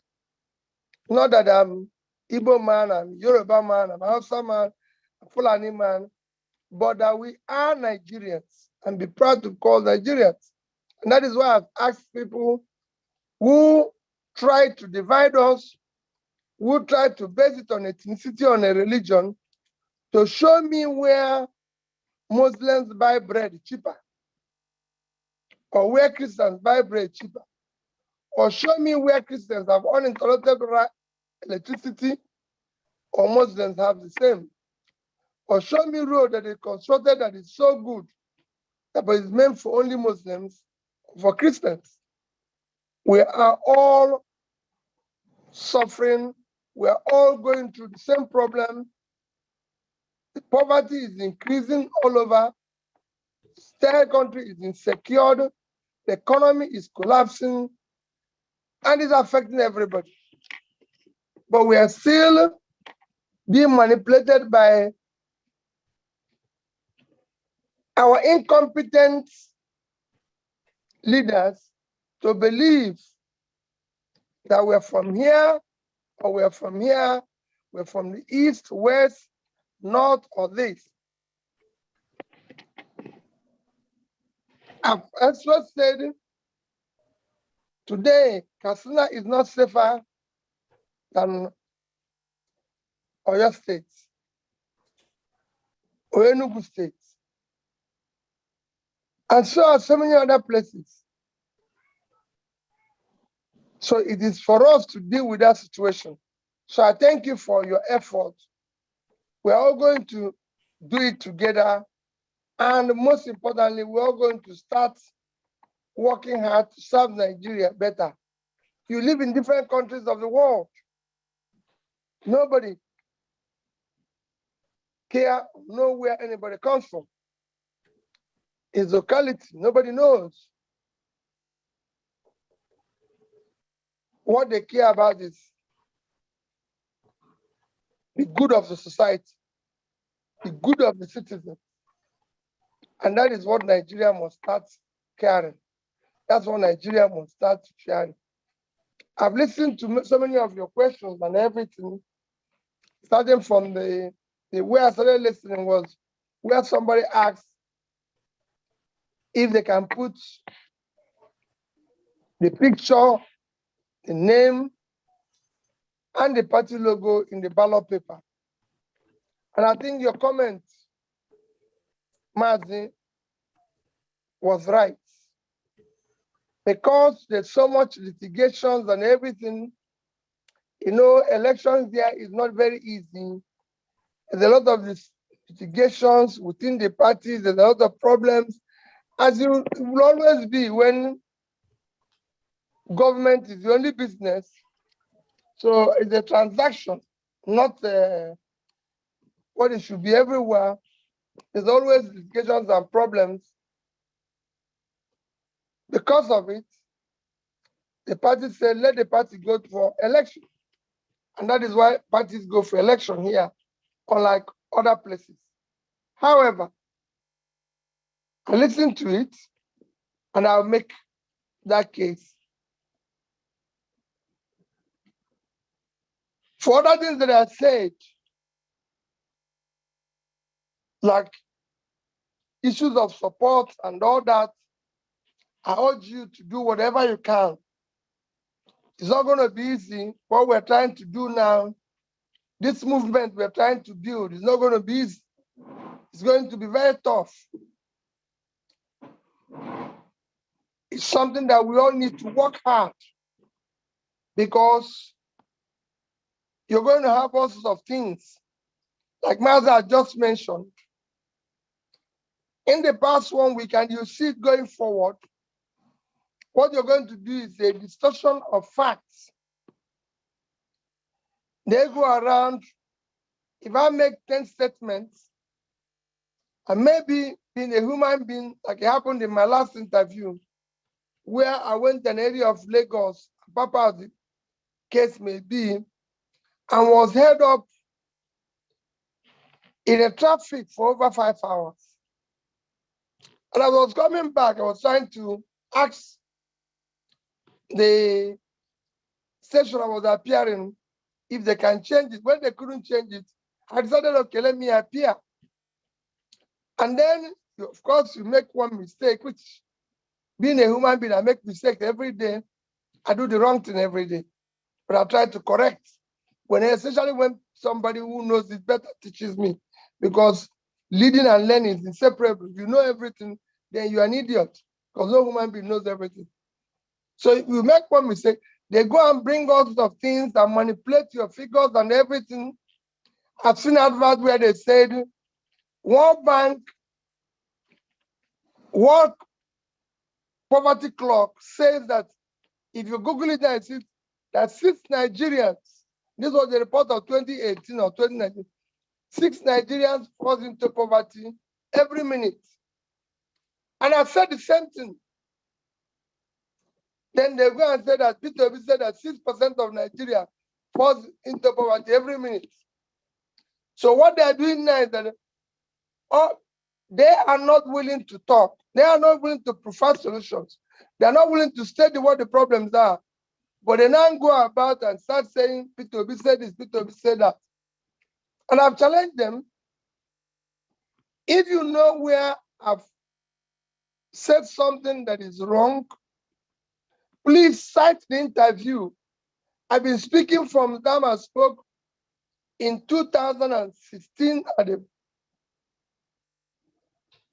the platform, 2017 when I challenged the minister, the Minister of Finance. I said, what you're doing in years to come, Nigeria will be in debt crisis because you're throwing money to consumption. Nobody has spoken about debt more than me in Nigeria. I've shouted, I've said everything I've said about debt. Today, look at where we are, in a total mess. And it's going to get worse, where your revenue cannot even service your debts, not talk about repayment or anything. And we're borrowing more every month. So they now say, so if anybody now, you see anywhere, anybody say, PeterObi, this, that, and is wrong, please ask him, show me the link of the interview. And if it's such link, bring it to your network so they can use it to correct me, so that I can say, use it better the next time. Anywhere they show you, if it's one I've corrected, I will come back to you and say, I've corrected this one. 2, if there's anything you want to verify about what I've said, especially with we have served like an Anambra State, you can go there, but they're going to come now. Everything now is attack his character. We have done everything possible. You saw where Google said that I'm the most, in terms of the search person in the past 6 months. They've done everything humanly possible. In fact, one of the schools that I attended told me and called me and said, is there anything wrong? We have received over 1,000 people asking whether you came to this school. So I've decided that since some of them from Nsukka to Lagos Business School to wherever, Oxford or Cambridge, I have an alumni number, I'm going to add them in my next CV so that it will make it easier for them to locate it.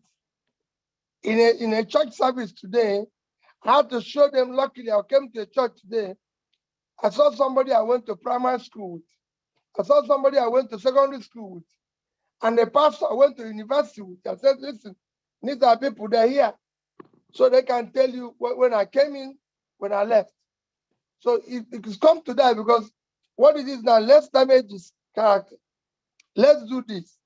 The reason why I mentioned is that I want to be able to warn you that this is what you're going to get, because now it is about this. Finally, thank you again. I said to you, it is not going to be easy. You are trying to change. When you bring a change, you have for enemy all those who live off the old order. Don't forget that whatever we're doing today, if it works, you're going to kill the 2 giants that is in the marketplace, which is the PDP and APC. They're not going to take it lying low. So they're going to fight with everything. But if we work hard, we will be able to say to them, we're actually trying to save you.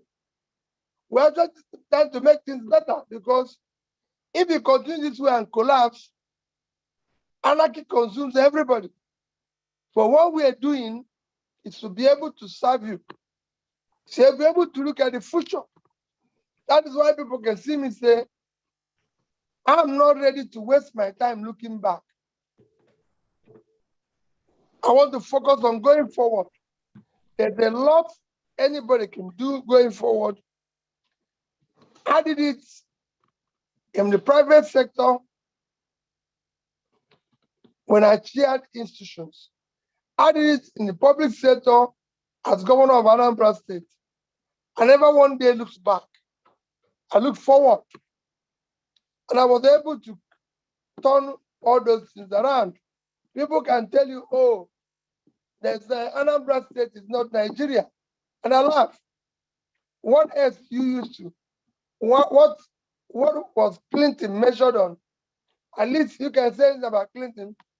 He's been in the 21st century. It was the best president America had, because it was the only one that had a balanced budget. So what did they measure him on? It was what he did in Arkansas and so many other people. You use what people have done like they say, penny wise, powerful. If the man can save a penny, then he can save it. If I've served in a state faithfully, and the records are there of what I did or did not do, can verify them. I've always said, whatever I say, go and verify it. So people can tell you. So it's not for me to come and say, oh, I moved school from 26 to number 1. There's people in Anambra State you can ask. Oh, I built the first teaching hospital, for example. Go, everything I've done, go and verify. Everything about my life or schools, anywhere. Go and verify.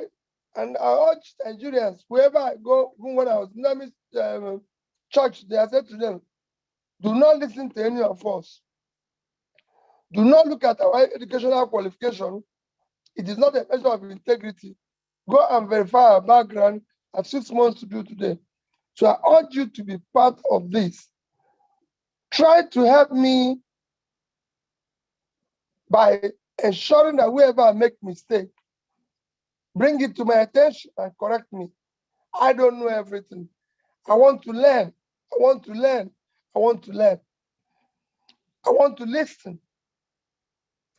I might not have time to be part of your meeting always, but please, those things you discussed, try to convey them to me and say, this is what you want me to be doing, this is what you want me to be doing, this is what you want me to be doing.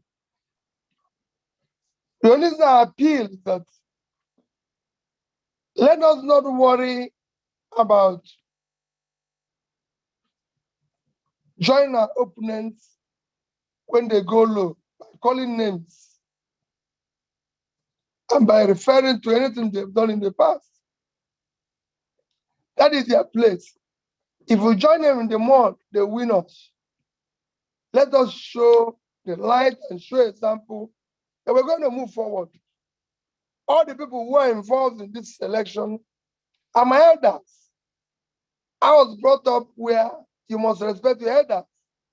Of all the 4 leading candidates, I'm the youngest. The 2 senior ones are above 70. The one that is 60 something, that's still about 6, 7 years my senior. So I'm the youngest. And I need to respect them.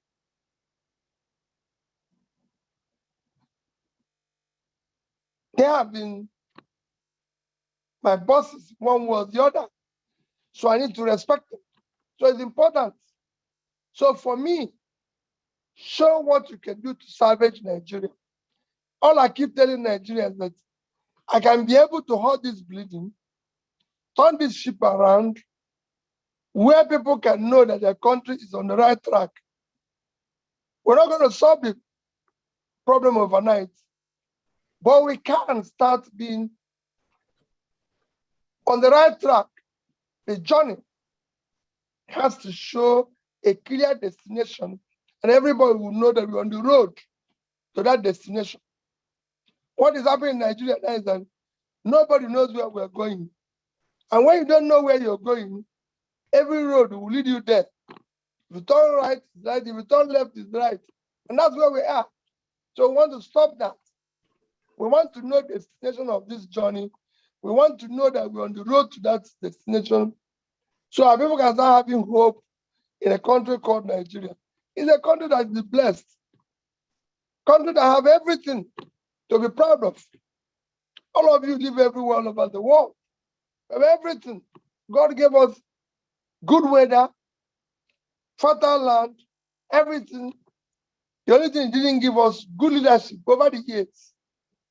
All we are going through today is cumulative effect of leadership failure over the years, where people have chosen not to serve this country faithfully. Otherwise, why would we be going through what we are going now? We can't even feed ourselves when we are living on 923,000 square kilometers of land, and we cannot feed ourselves. Gone to every state in Nigeria and I say it every day, always using Niger for example. Niger State sits on 76.3 thousand square kilometers of land. They can't feed it, they can't produce goods for Nigeria. Instead, they're waiting to share money from the present oil money we get from oil. That's what they're waiting to share. When those of you who live outside know that Netherlands, without water, is just 33,000 square kilometers of land. And they exported last year over about 120 billion worth of agricultural products. But here, they can't feed themselves. So these are things we're saying that they must change. If Nigeria State can produce and export goods of $1 billion, I'm not saying that they should do 120 billion, but $1 billion, that's 500 and something billion naira, probably 500 billion naira today. The budget of Niger State is about 150 billion. And that money they're waiting to get it from 16 or 15 billion we get from oil. This is what we must stop. It must move from consumption to production. The reason why we're in debt crisis today is that all the money we borrowed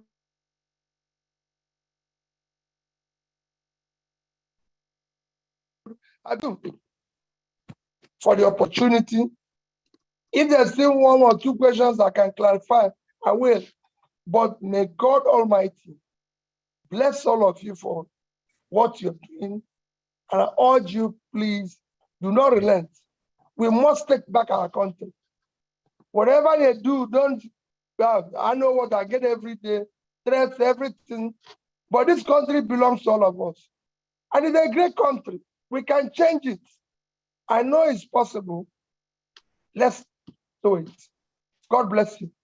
Thank you very much, His Excellency. And we do appreciate that you've spent the time with us this evening, addressing us not only the PeterObi support network that you have just addressed. We have the capacity of 1,000 here, and over 5,000 people are watching you globally now. And I want to ask this question before I allow about two people to ask direct question before we move on. It is across the social media platform, on Facebook, on Twitter, and on YouTube. This is one question that keeps popping up. Many people say they are much concerned about the security around you, that they would like to know, or for you to assure them that you are taking enough precautions as regards to your security. That is the topmost question here.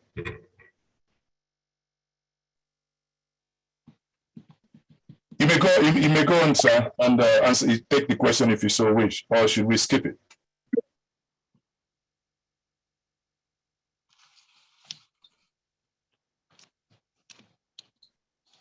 You are okay. You may take the question, or I can allow others to ask questions, then you take them at once. Yes, I'm ready. But I didn't hear any question. Okay. The last question. Okay. Am I audible? Can you hear me now? Yes, I can hear you. Okay. So the last question, the question I asked is a question picked across the social media platforms. And the topmost of all these questions is that many of your supporters are concerned regarding the security around you. What they just want to hear from you is the reassurance that the necessary precautions are taken around security around you, because this is across the social media platform. That is the topmost question.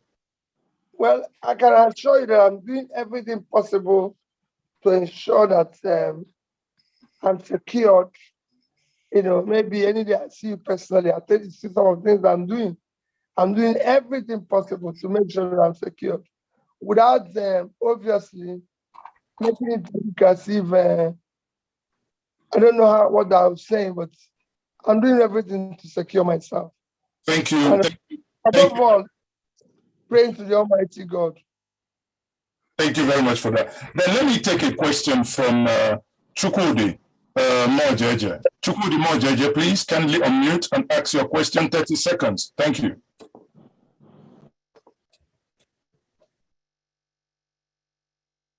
Chukudi Mojeje, please. Okay, thank you so much, Njenje, for POSN for giving me an opportunity to speak. And I'm so delighted to have an opportunity to talk with His Excellency and the President-to-be by God's grace. We thank you for giving Nigeria hope once again, because it seems that we've been in the dark ages, and obviously we have a path to victory. We have a path to hope again. Nigeria has been through a lot. So I want to encourage you. Question, please. Yeah, I want to encourage you for that. So the question I have is, I'm talking from the diaspora, because I'm one of the coordinators for the doctors and medics for PeterObi in diaspora. And I know that we have a lot of our supporters that have been inquisitive and have contributed a lot to make sure that this election is a reality in terms of supporting the PVC sensitization, which we have carried out in about 20 states, including Anambra State.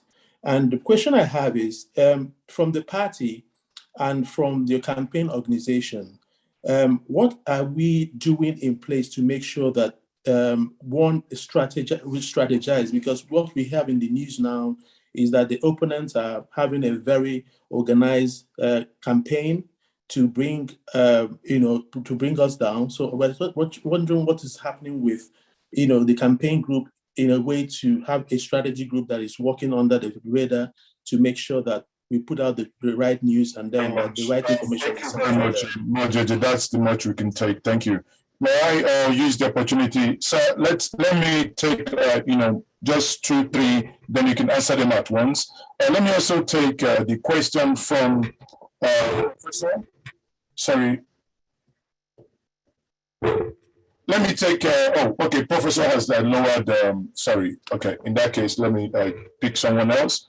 Francis Okoye, please.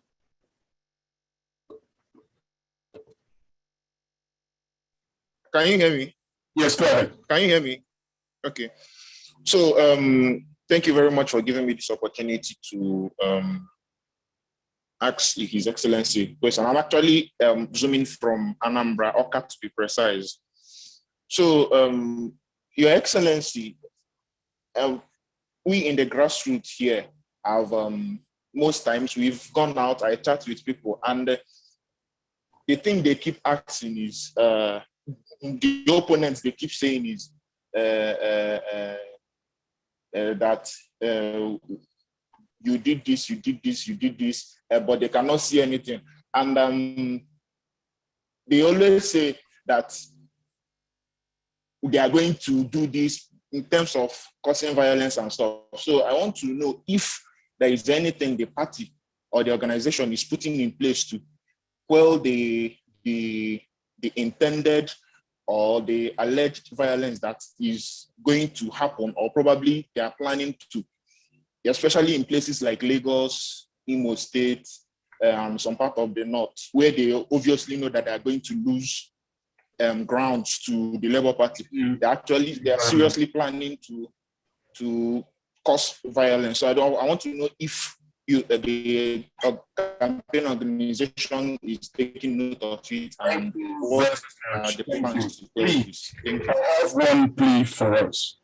Can we go straight to the point to allow others in? I'm going to call on Henry Omorere. Please, I know we have over 86 people, now 87, trying to answer ask questions. We are picking randomly. Henry Omorere, please.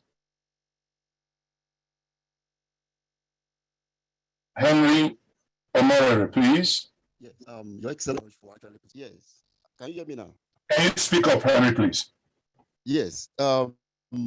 Firstly, I want to really thank His Excellency for putting us forward for this election. The most important thing I would actually like to contribute is that he should always continue to hit on the economy, which is very, very good. That is the weakest point of the major parties. The more he focuses on the economy, the more he's actually damaging the the reputation of both parties. So he's doing a very good job connecting with people using the economy. And then most importantly, he should avoid citing, using a language of referring to, like, you know, I don't want to look at the past. I want to focus in the future, because people will take it to mean I don't want to focus on the reasons why we got where we are today. Because the level of criminalities that have been committed in the past, Buhari came into power because of is actually false, you know, intentions to rectify a lot of, you know, malpractices and criminalities that have actually gone wrong in the country.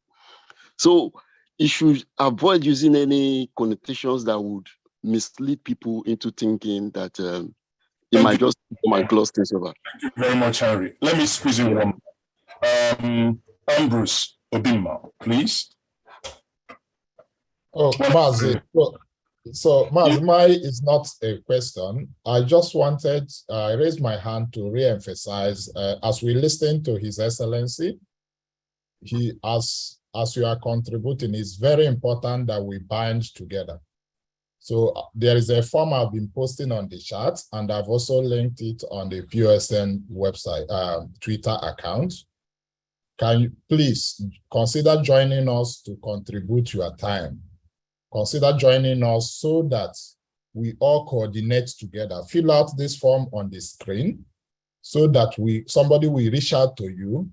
We will allocate you to a coordinator close to you. And in that way, your time, your contribution will be joined with the other people contributing to the campaign. It's very, very important. We need more hands. Come and join us. Thank you, Mazi, for giving me the time. Thank you very much. Newsband, if you may stop sharing, let me quickly get back. Okay, thank you. Okay, sorry, go ahead. His Excellency, you can go ahead. If time permits, we can take a second batch. Thank you. Very quickly, they said, somebody said,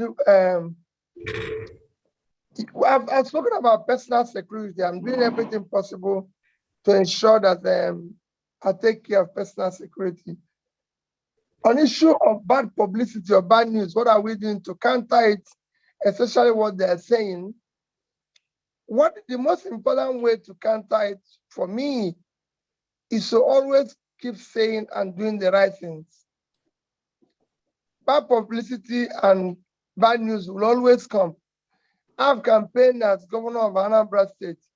At that time, nobody knew who I was or where I'm coming from. There's no part of bad publicity I didn't get. Some said all sorts of things, and I keep saying what I'm saying. You know, called me out of names, said I'm going to certain churches that I've not been. Some say I'm native doctor, some all sorts of things. Some tagging everything. Just keep saying, well, go and verify and look at it and everything. Somebody even on the post talks about the issue of when would the manifesto be available. Let me assure you, we are working on a document that will soon be almost available. But we don't want them to say we are campaigning already by doing this or doing that. But let me tell you, there's enough documents that have been studied, properly articulated policies in this country. The country is only lacking one thing, the political will to implement the same. So we might even see us, I've said that our manifesto and what we're going to do will be anchored on the Sustainable Development Goals, SDGs. When I was governor, we worked using the MDG, Millennium Development Goals. And that made us, despite the fact that I came in 7 years after it started, it was signed and started in year 2000. I started implementing it in year 2007. By the time it ended in 2015, Anambra State was #1. It had to get me to share my experience in United Nations of what we did. And what we did was very clear. And that leads me to answering the fourth question that people, the man from my friend from Oka, who said people keep saying that Peter keeps saying what he did and what he did and what he didn't do. Unfortunately, we live in a country where we do not follow clear developmental plan or known goals. The only measure of development in a society today is HDI, Human Development Index. This is a measure of life expectancy, education, and per capita. It's a very simple thing. Life expectancy is about health, education, because the more a country is educated, the better your development. Per capita is that if people have proper education, you increase people's livelihood, quality of livelihood. They earn more money, they live well, can pay their bills. You put people out of poverty. These are the only three critical measures of development. And when we were working, we followed the MDGs. If you look at the MDG, then the first goal is pulling people out of extreme poverty.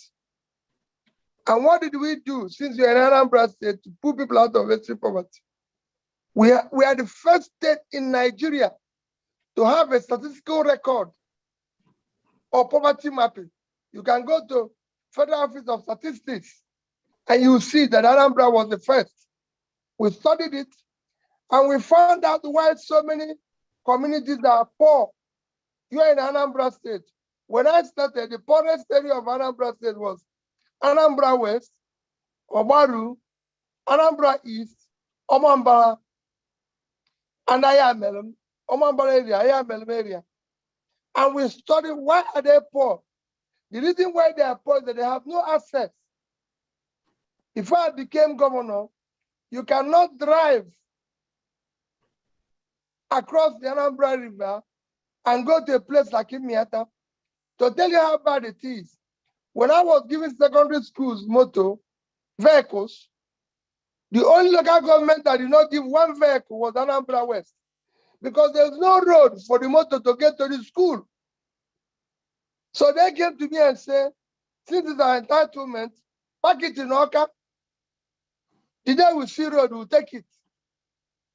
But go there today, you can drive from Anna, you cross the bridge, drive from Anam to Miata. And the entire Ayamele have not single kilometer of road. Today they have 43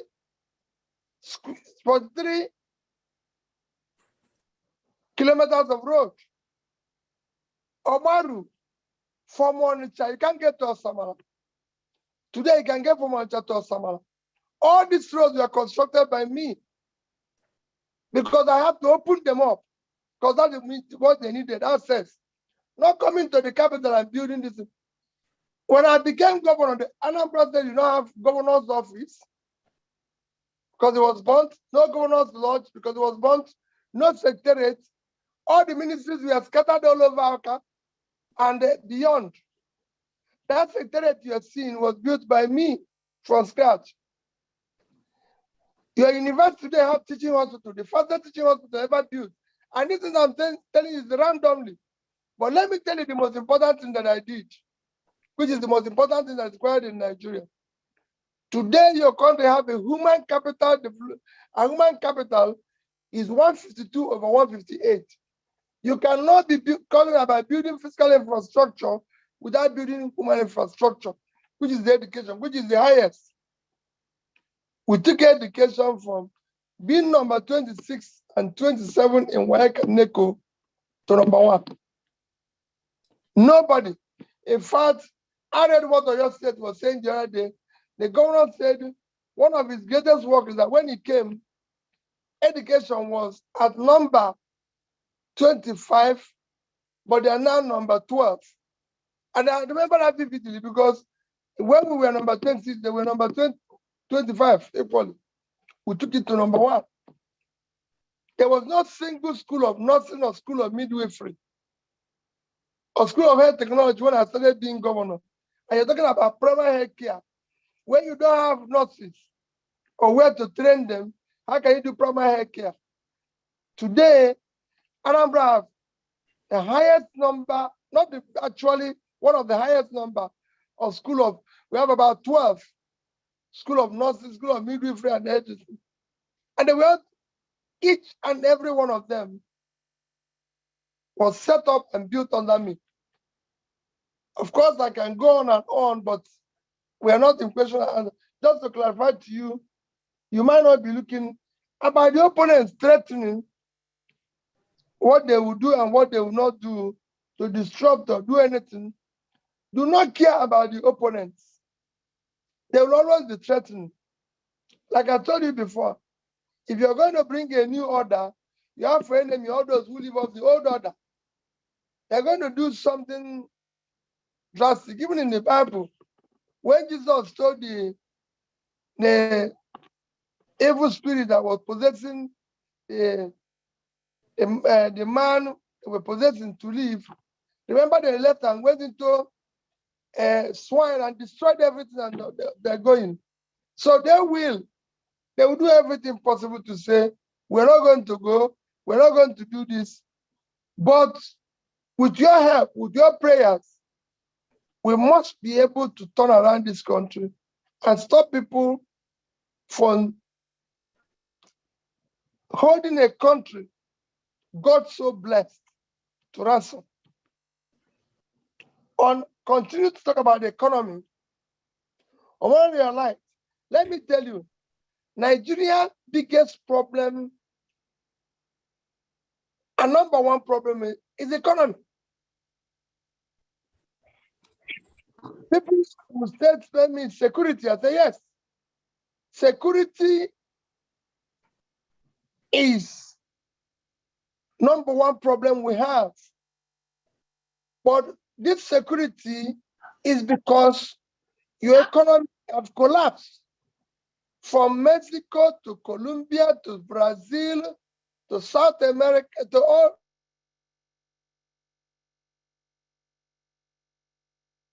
parts of South America.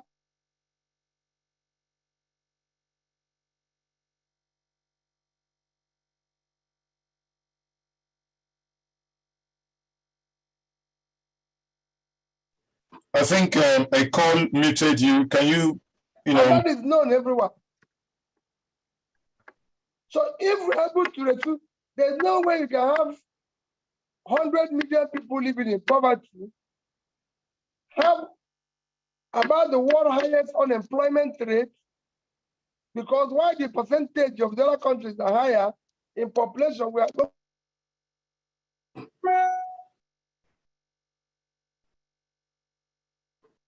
higher, about 25% underemployment. In fact, if you use our population of about 200 million, the active population that is supposed to be working, supposed to be about 120 million, but those who are working today are about 46, 47 million. So you have about 55% of your population not working and not being productive. And that is why you have lots of crisis. You see government say they don't have enough revenue. How can you have enough revenue when there's poverty everywhere? The more you put people out of poverty, the more revenue you generate. Because people are going to pay you taxes. They're going to pay this thing. Nobody's going to pay taxes, not doing anything. You're looking for money to eat. So you have to deal with it. And the more these people have a means of livelihood, the better. You can, when so many millions of people don't know where the next meal will come from, you're going to have the amount of criminality we have in the society. Look at our drug prevalence. Because these people are poor, some of them have gone into drugs. So they're the young ones. Our drug prevalence today is 14.8 as a global, against the global average of 5.8. You have so many youths who are supposed to be in school, who are not in school. Our tertiary education intake is 9% against average of 38% globally. So our problem is the economic problem. The more you deal with the economy, the more you stabilize the economy and get people employed and working and productive, the better overall. We're not doing anything today. We have issue of dollar, issue of this, issue of that, because we don't have a productive economy. 923,000 square kilometers of land with a population of over 200 million. Our total export last year, including oil, is under $30 billion. Netherlands export last year is about $500 billion. You know the size of Netherlands. You know the size of the population. But let's say it's in the Western world. We use another developing country, Vietnam, 331,000 square kilometers of land with 100 million people. Total export last year is $312 billion. So we couldn't even do 10% of what they're able to do. Look at Bangladesh. Texas, $32 billion. 4 billion dollars, which is twice what we earn oil. They now get more diaspora remittances than we get. So is the Egypt, Philippines. Why? When we are more populated, because our people are not educated, so you can't even export them to go for diaspora. If you go all over the world now, you see that drivers, cab drivers, people who work in people's houses are Filipinos, Egyptians who are driving cab, people from Afghanistan, everywhere, not Nigerians. Because you can't go and ship people who didn't go to school, who don't know how to even communicate. These are the critical things why you must invest in the critical area of basic education to be able to say, even if they can't get a job here, if they are properly trained, they can go and work anywhere all over the world and be able to, at least, you have diaspora remittances. So these are issues that, so our problem is economy. On issue of the past, I've said it before, if you close your shop and start chasing thieves, by the time you come back, one, more goods must have expired. Two, more goods must have expired. Two, you're going to have, you lose customers. Imagine in your neighborhood now, there's a shop there, and you come, and they said, you're not the shop, I've closed the shop.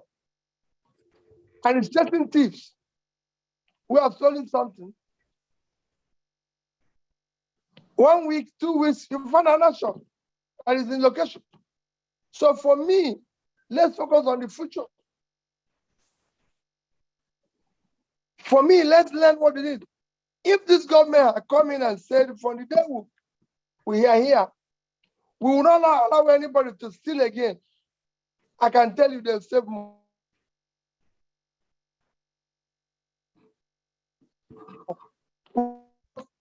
Practice. When I get to Anambra State, they will come with us of things. Oh, the past governor did this. This was I tell you, it's not for me. My job here is to look forward and save my own. And I say to anybody, go to Anambra State while I'm there. If any contractor, any supplier will say he ever sat one with PeterObi to add money, come and stop this, what I'm doing today. So focus on yourself. If you are there, you're not stealing, your wife is not stealing,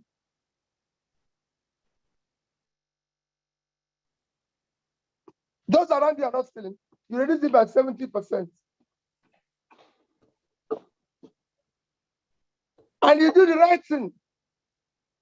Because part of the problem we have in Nigeria is not just corruption, but having people who enlarge the cake. What is happening here is that people don't even have an idea. They enlarge the cake. So that even if they take small, we can leave. They'll just come, the small cake that is there, they just carry it. And then we have a crisis. Maybe my style is different, but let me just give you an example. By the time I left Anambra State, I had $150 million in bank account. So not just Naira. I have $450 million saved in Access Bank, Fidelity Bank, Diamond Bank. Each of these banks have at least $50 million of Anambra State money. Each of these banks have at least 10 billion naira of Anambra State money. So assuming that I decided to do what I believe is wrong, because no matter what you do, it's not the quantity you've taken or stolen that makes you a bad person. It is the act. But assuming I decided to do it, and I had taken out of the $150 million, 15 million, and out of the 3 billion, 30 billion naira, 3 billion. So take 10% of each. I would have still have 27 billion and 125 billion left in the bank without any debts. So can you see it? And I have $15 million. And that, as at that time, $3 billion is also $20 million. So I have $35 million. Anybody who has $35 million anywhere in the world today will be living like a star. But because I've enlarged the cake by saving that money. But what happens here is that people now steal, borrow the money and steal it. So it becomes a double whammy. So I believe that we have a first with incompetent leaders who have never created wealth, so they don't know how to manage one. So in the end, we are damaged in two ways. But all those things can, that's why I don't want to look at the past. Let's look forward. I'm not saying I've given everybody in the past a blanket situation, but let's focus on the present and focus on exactly. Now, so the story they take view now the matters what they said to. You just came from the salon. So I want to like you. Okay, to get. Is there no one close to you guys there? None of them are. You know, Sunday, would you even believe a library? Please move. Please I move. didn't know this. Okay. That's okay. sorry, sorry for that interruption. Sorry, I think one of the co-hosts wasn't aware that he somewhat unmuted himself. We are deeply sorry. Now, you know, I do understand that you were rounding up, but if you permit, there may be one or two individuals here that in order to balance this conversation, if you still have time to spare with us, I mean, that's with your permission. If you permit me, I can take a couple of other. I'm here with you for the next few minutes. Oh, excellent, sir. In that case, I'm calling on Professor Femi Olufemilade. Professor, please, can you be brief? Not more than 1 minute, please. Thank you very much. Professor, go ahead. Kindly unmute. I've unmuted. I want to congratulate His Excellency for having gained traction, you know, in a way that I would say is phenomenal. Having said that, I just want to use this medium. I've tried to message him privately for some time, and I don't think he has been noticing my message. But what I want to say on this occasion I have to go and look for it.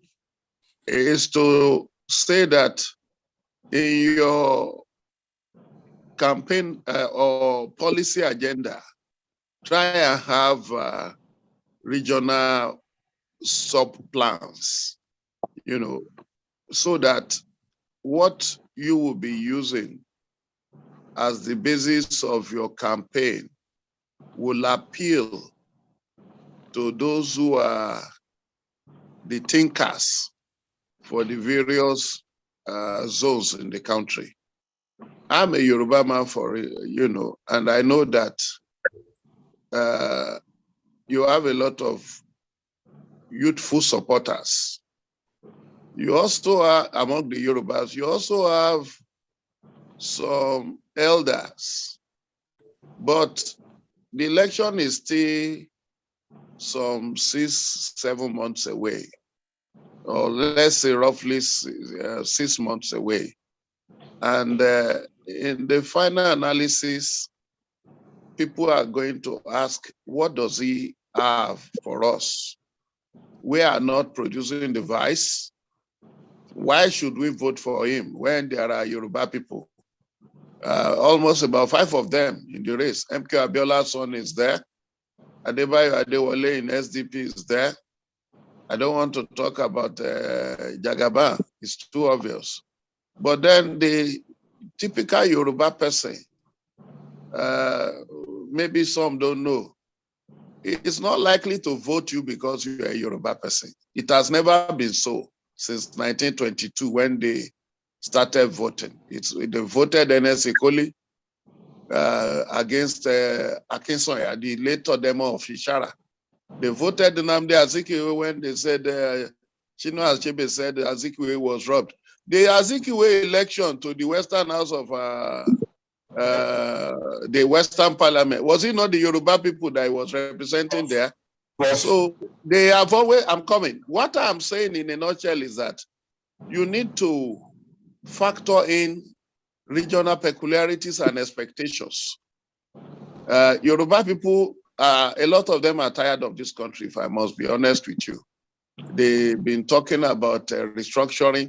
So when you want to approach restructuring, you must break it down. State police is important, things like that, so that when you go around, you meet them in their caucuses, you speak the language they understand.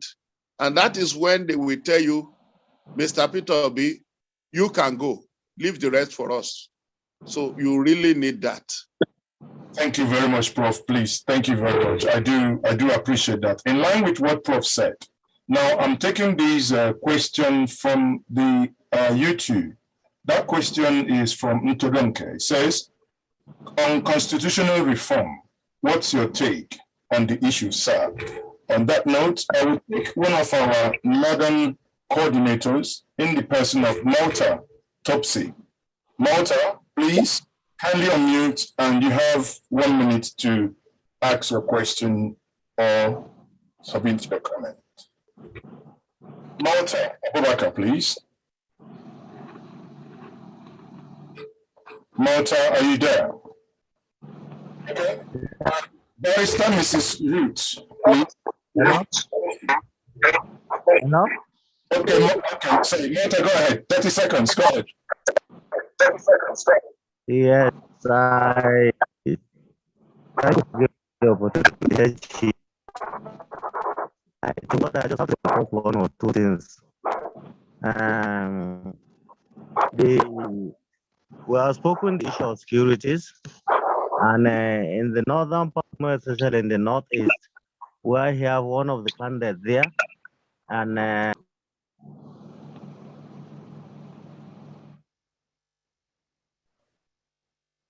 sadly, Malta, I do apologize that your network has not allowed you to complete your question, but may I take Barrister Mrs. Roots? Please kindly unmute. Agenda balancing. Okay, go ahead. Mrs. Roots, go ahead.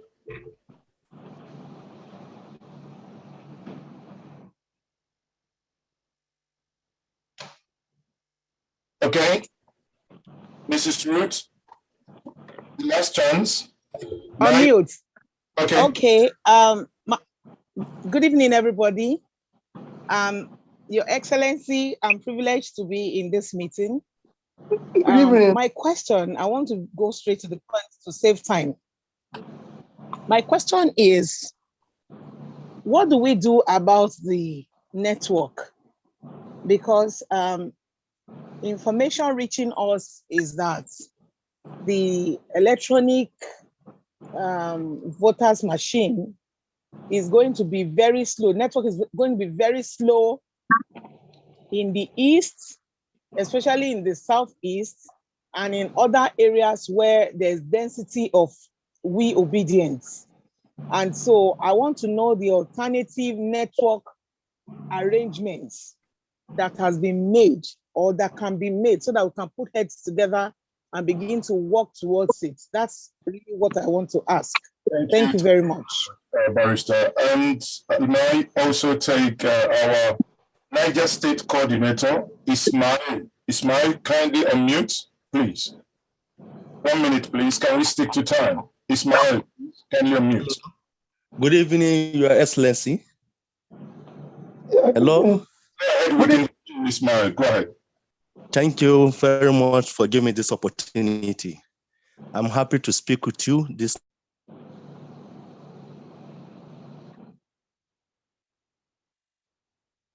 night. I'm the coordinator too, and inshallah. My own question is generally not for Muslims, because people are saying that if you win, we are not going to take Muslims along. What assurance are we giving we Muslims that are really campaigning for you in North here? That's number two. Number three, or number one. Number two. Smile. Now you go answer the questions. I think let's allow others. Okay. Just one question, please. Number two is your observation, sir. Please, I want you to talk to your supporters. Let's keep away from social media. Be measuring Muslim, ethnic, and all these things. Because what we are campaigning here is PeterObi. This is what you have done before. And we thank God, you give us alternative. If not today, we have no alternative is to go and alliance. Today we are happy, and that is why we are campaigning for you today. So I want you to advise our supporters, please, they should stop writing Muslim ticket and all these things. We are giving Muslims more this thing, please. The chances to come together. I'm a Muslim. Thank you very much, sir. Muslim ticket has nothing to do with His Excellency. We know where that is coming from. We know who made that choice again. But thank you for your questions. Now, His Excellency also pardon me to take this individual. I want to ask Fernando Swago, please. Please can we stay to time? Fernando Swago. Thank you very much, Mazi. Your Excellency, my name is Fernando Swagu. I'm one of the coordinators for Doctors for PeterObi here in diaspora. My question is, you're a good product, in terms of marketing and selling the ideas which you stand for.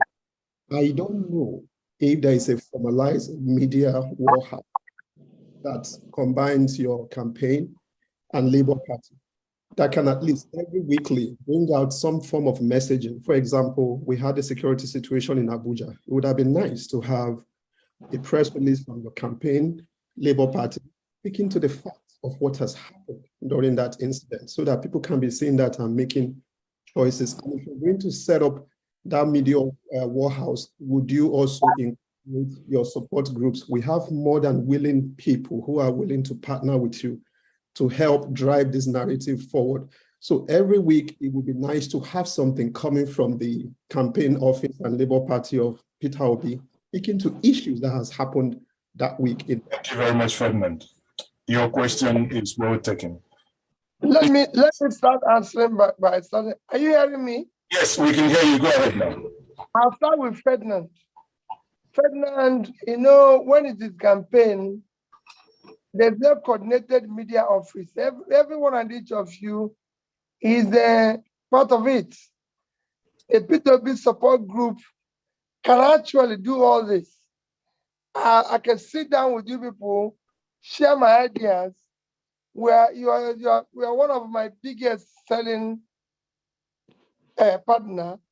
So at the end of the day, you can do what you're just asking me now to go and set up other people do. You can actually do it, and this organization is in best position to do it because you're a collection of people with talent and a lot of ideas, and who can come together and decide this is the way we must go. And I listen to you. We can share the ideas. So there's no need for me to go and start setting up another people to do it. Prof, on what you said about issue of regional agenda, I agree entirely with you. Is all what you're saying is about issue of restructure and everything. And I share that, Prof, if I have not been answering or taking your messages, I sincerely apologize. You know how busy this thing can be at times when you're running from pillar to post. But I will also appeal that you help me to articulate something in writing, which I can look at and everything. Remember what I always say, the leader doesn't know everything. Leading and learning are inseparable. I want to learn, I want to listen. That's the only way I can do it better. If I didn't have a good team in Oka, I won't succeed.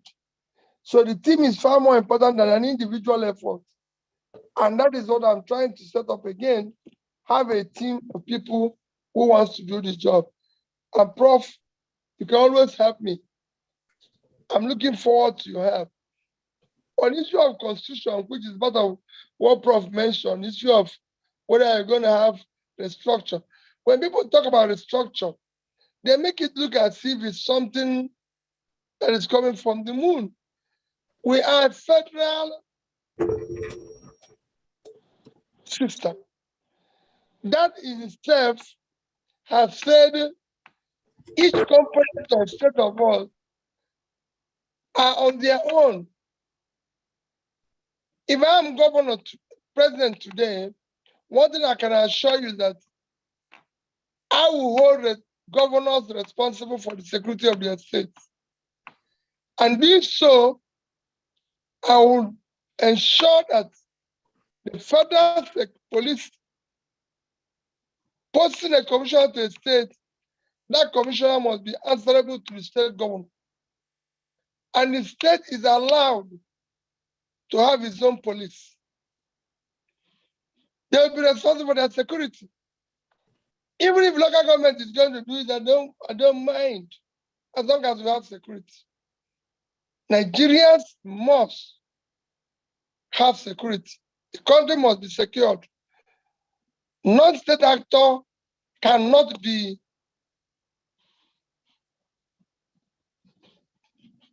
in control more than the government.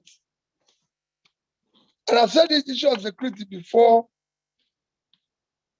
It will be decisive and it will be immediate. We are going to appeal. We're going to discuss with those who want us to discuss. We're going to consult. We're not going to just come up and we're going to consult. We're going to appeal. We're going to do everything possible, but we're going to be firm. Because without security, we cannot attract investors. We cannot even attract Nigerians to come. People cannot go back to their farm. For example, in the north, I want farmers to return to their farm. I want them to be secured in their farm because then we need them. It is important. And that brings me to somebody that talks about assurances of the north. It's because you've not been listening to me. If you listen to me, sir, I've said it. The most important oil of the future of Nigeria is the vast uncultivated land we have in the north.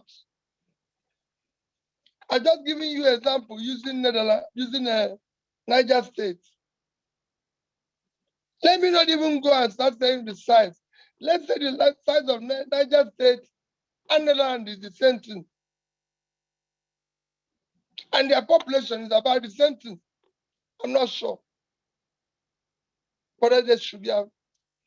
So let's say Netherlands is that.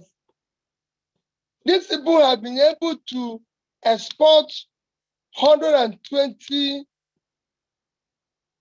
billion worth of agricultural goods.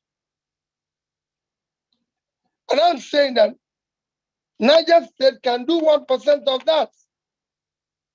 1% of $120 billion is $1.2 billion. At $500 naira to dollar, it is 600 billion. Go and check the budget of Niger State today. I can assure you, it will be in the region of 150 billion naira. So for me, that vast land must be cultivated. Kaduna and Kano should be a processing center by now for export of goods, if we're a serious country. I've met kidnappers. I've met those who did the wrong thing. I've interviewed them. They will tell you, why are you doing this? Because we have no job. How much were you paid in last operation? 30,000, 40,000, 60,000. If that person have a means in which he earns 40, 50,000, he wouldn't be doing that. I was in Taraba. Taraba is a state with 54.5 or so square kilometers of land, 54,000. 54,000 plus square kilometers of land. With the Mambila area that is good for flour, good for coffee, good for tea. Kenya exported over 500 million flour last year. I went to the flour fields. The young girls and boys that work there are paid about $100 a month. There's no way they can get involved with stealing. It is not possible. Ethiopia exported 1.1 billion worth of tea last year. There's no way they can be involved in stealing. Sri Lanka, with all their problems, as you know, exported tea, 1.4 billion. So if you put all these products together, it's about 3 billion from third world countries. Assuming Taraba is able to do 10% of that, that's $300 million, $300 billion, which at today's money, about 150 to 180 billion dollars, which is about the same thing or more of what is said. So you can go on and on. We can do the same thing. So for me, the North is critical. On issue of my people talking about Muslim ticket, quite frankly, I have never known me or anybody who is doing that. What the opposition is doing now is to call each other name and go and say, Peter, you know, look at all of you here now. I have been here talking and me and you have been exchanging ideas. I've not given any of you $1. You're doing this for the love of your country. The opposition is busy sharing millions of dollars.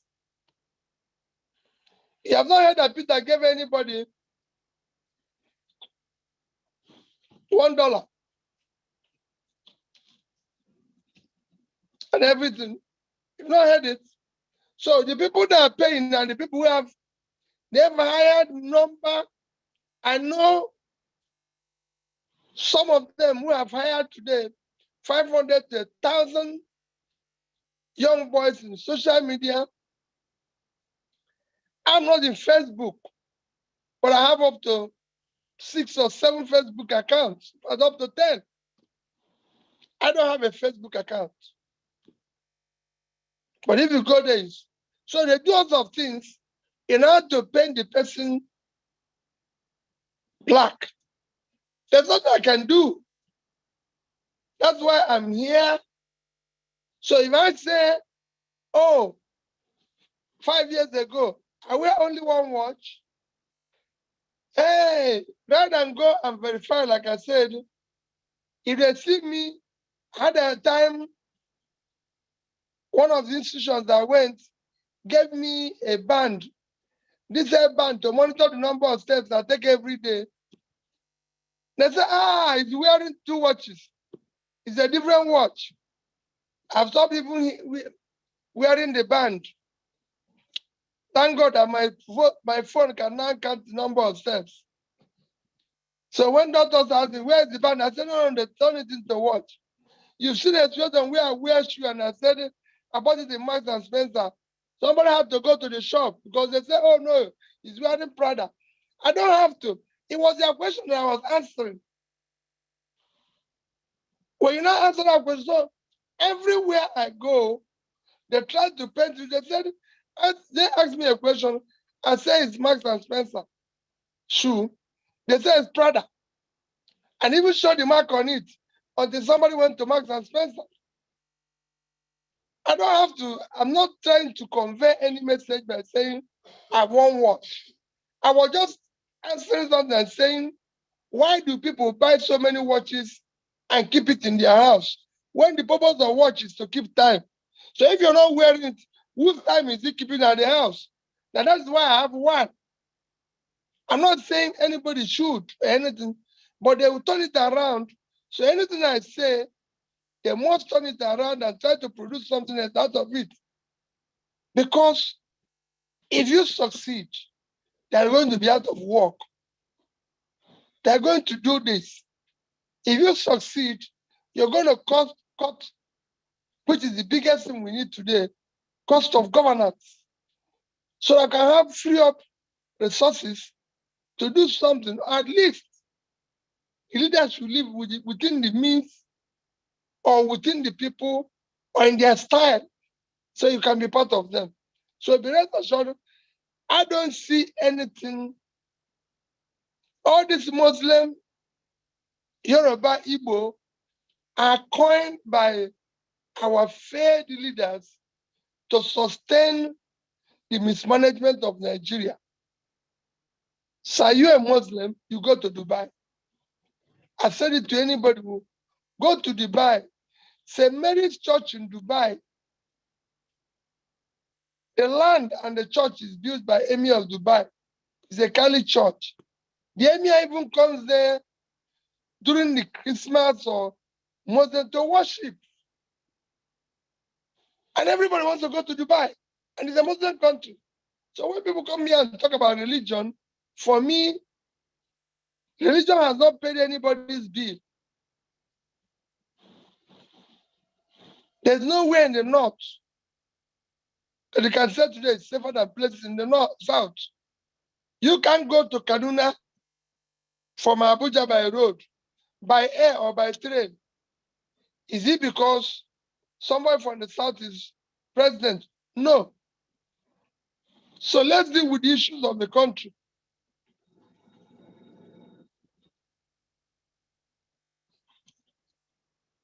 I don't think somebody talking about issue of voters and the machine and the network.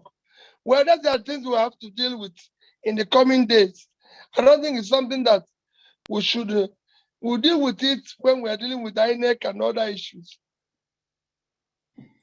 I thank you very much, His Excellency. This is Lumba here. May I ask 2 questions we would like you to address for us before you take a rest?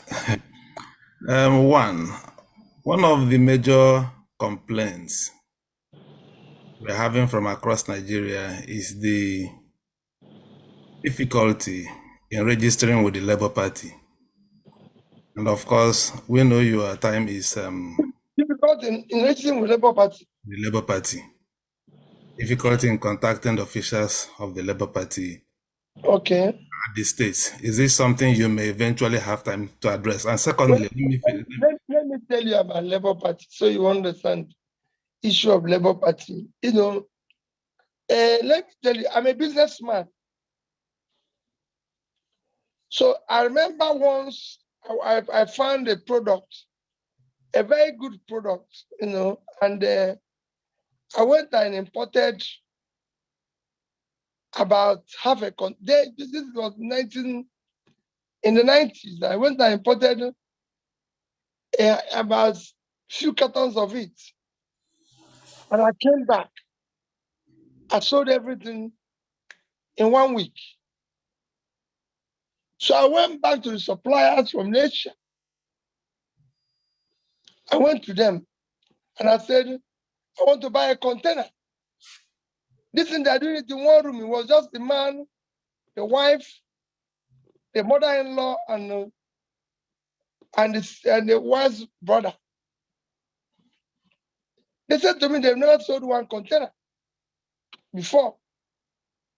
I said, I need this container in the next 2 months. They said they won't do it in up to 4 months. That it takes them time. So they were able to do it after 4 months. Another 2 containers, it took them 6 months. Other 3, it took them, eventually today, that company produces every month 10 to 20 containers of the same product. What am I trying to say? Labour, it was just a company that was there until I came into it. I'm the first presidential candidate Labour Party is having. So it suddenly came and they overwhelmed by the demand about Nigerians wanting to work with them. They're doing very well. They have a fantastic chairman. I can tell you, one of the best people I've met in politics in Nigeria. If you ask our national chairman today, do this, he'll tell you, we can't do it because we don't have it. It's not as if Labour is well established in all the states of Nigeria. We are doing that now. So we're opening up a new production line to be able to accommodate the new products. And we're doing so aggressively. It's that when people say, oh, your impact was not felt in Ekiti, your impact was not felt in this, I laugh. I joined Labour, became the candidate 30th of May. So yesterday was 2 days, 2 months, I'm sorry, that I joined Labour. But people have already started comparing you with people who have been in politics, who have been there for 24 years. It is not automatic. You need time. Within these 2 months, we've been able to create a movement that makes meaning. All we need is for everybody to come together so we can continue in this direction and get to where we're going. So I've taken a note of what you said. Labour for the first time is printing party cards. We just ordered for about 500,000 or 1 million party cards. All they used to do is to ask them to print 20,000, 15,000, this. So they're overwhelmed. But it's working and they're doing the right things. If there's anything I can do to help, please bring it to my attention. I assure you I'm following up. Are they doing the right thing? They're doing the right thing. Maybe not as aggressive as we want it, but we'll get there. All right, sir. Another question from me would be, the day you were in London on May 23, 2022, and we were walking along the road, you see lots of Nigerians rushing up to you. They have stayed abroad for so long, so we want to come home. That is why they are rooting for you. So for the Nigerians and diaspora, when you become president, what is your plan to stop the brain drain, to allow the thousands of Nigerians in Canada and UK and the United States to come back to Nigeria? Well, I want to advise them to start coming back tomorrow. You know, I lived in the UK for 10 years. And I can tell you, they will start coming home when they see that things are changing. Is that when people say about going to attract foreign investor, that for me, that language doesn't exist. You don't go looking for foreign investor. Foreign investors, the relationship with any countries like bee and honey. When they see the local investor doing well, they will come. So what you need to do is to make the local investor comfortable, and they see the local market growing, because you need local disposable income to attract people. If they see law and order, they will come on their own. Companies are going, local foreign investor is like I said, bee and honey. If you put honey here, how the bee will come, you won't even know. But they have to see the honey. But the first thing you do is you must make it that the local investor is making profit, people are being employed, they have disposable income. That is how it moves. So for me, if I become president, I'll focus on rebuilding Nigeria. And to do it, nobody expects 100% result. They have to see 100% effort. Once Nigerians are sure, like every other country, we're in the right direction, and you're pulling all the strings to move to that right direction, Nigerians are very good people. They'll support you. I saw it in Anambra State. Everybody supported me. I live in Onitsha today. Everybody knows that the only place between us is Onitsha. And I come out. Abaribe would tell you, he came to Onitsha with me. And it's not something that shocked him. Me and Abaribe went out to the streets in Onitsha. Not with security, with anything. I wanted to buy bread. An old woman who was selling bread said I should take the bread for free. And Abaribe said, Madam, I said, no, it's Peter, let him take the bread. And I said, Madam, how many bread do you sell? He says he buys 30 of them. 40 of them he used to buy, 40, at 250 naira each. And he sells it for 300 naira. So every day he makes 2,000 naira selling those bread. And that's what he's using to feed a family of 4. But he's willing to let one go because of me, because of what he said I did. And it's a country, it's a state that I ruled for 8 years. I live there. And some of you are from there. So you know how I move around there. If you go there, they're happy with me. And that's what it should be. Even now, it's very difficult. And people say, oh, there's crime, there's this, this. I go there every weekend. I must be there. Go and check everybody who says people are going to burial or this. They'll see me going around. Because that is, if it's bad, I'm part of those who, if it's good, that's it. I don't have to go back and live in. The day I left London, I said goodbye to white man. I returned everything that belongs to him. I go to London today with the visa. Everything that comes, say, I'm going to my country to die. I don't have no dual citizenship. I'm a citizen of Nigeria. I don't have resident permit of any country. Either my property is still there in London. And it's what they can give me resident permit for today. But I don't want resident permit of any country. I'm a Nigerian. I want to die in Nigeria. Even if I'm outside this country and there's war, I'll come back here and die. Even if I'm not anybody. I just want to be a Nigerian. And I'm happy to be a Nigerian. And nobody asked me to go and do that. It's what I want to do. I'm not even telling my wife or my children to do the same thing. I've told them, do what you want to do.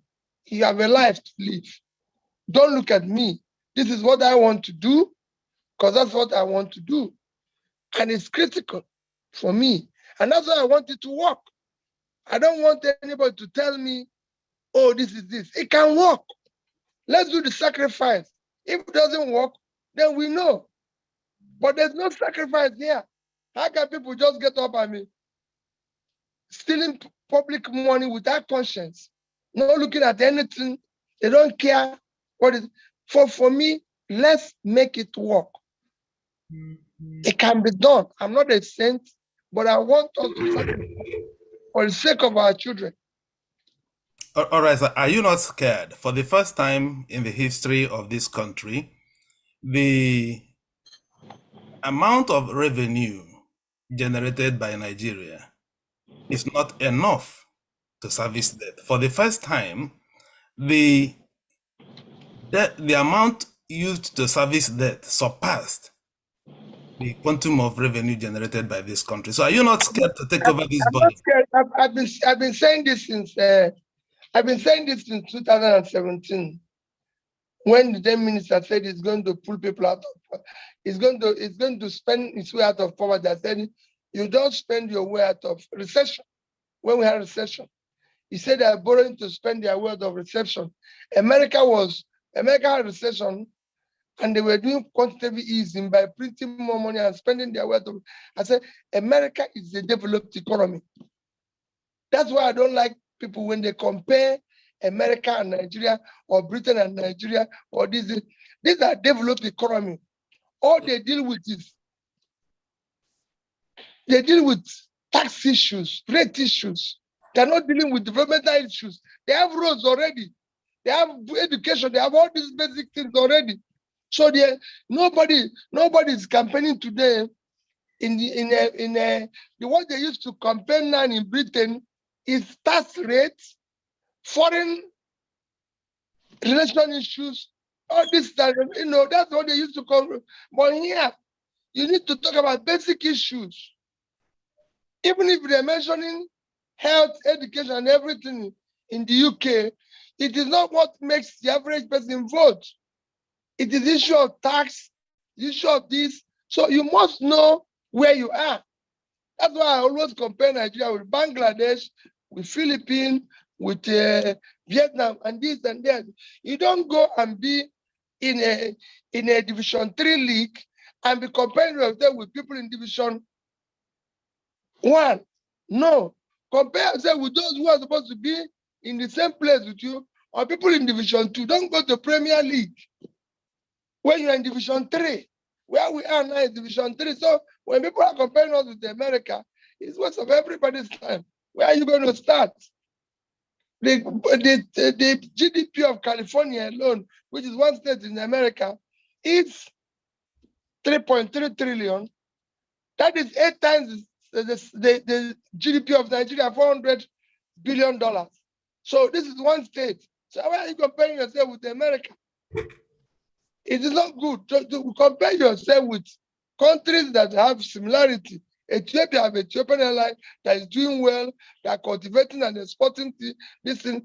They are doing cuttings to employ their people. So why are we not doing this? So it is important that, for me, the debt, which is what you talked about, where countries have gone through this and came out of it, it will be difficult. We're going to borrow more money. But if you borrow the next level of investment and utilize it very well, you're going to change the trajectory. If today you decide to invest in power, for a developing country,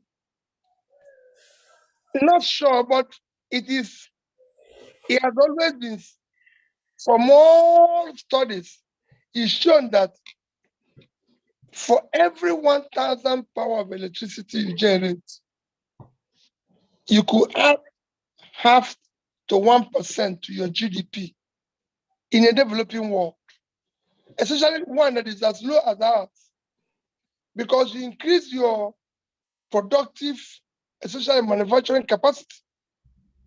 Today, Nigeria, a country of 200 million, is generating 4,000 megawatts. Look at what happened in South Africa. South Africa is 60 million, generating over 50,000. And on Monday, the president of South Africa issued an emergency energy plan by saying that anybody can generate power without license up to 100 megawatts. These people are producing over 50,000. and they're in crisis. So imagine where we are for 4,000, for 200 million people, there are 60 million. Egypt is producing over 50,000, the third biggest economy. So we have a deeper crisis. That's what we need to face, the crisis of power. Imagine if we can add 10,000 more today. Let's say he only give us 0.5%. But I'm sure it might be up to 10%, like they said, 1%. So 10%. So you're going to add about 40, 10%. You're going to add almost about 100 billion to your GDP, which will change your per capita today. So it's critical that you do that. We're just adding 10 billion. Not even, I'm using now, not even using, I'm using 0.25%. You're going to add 10 each time you put 10 billion.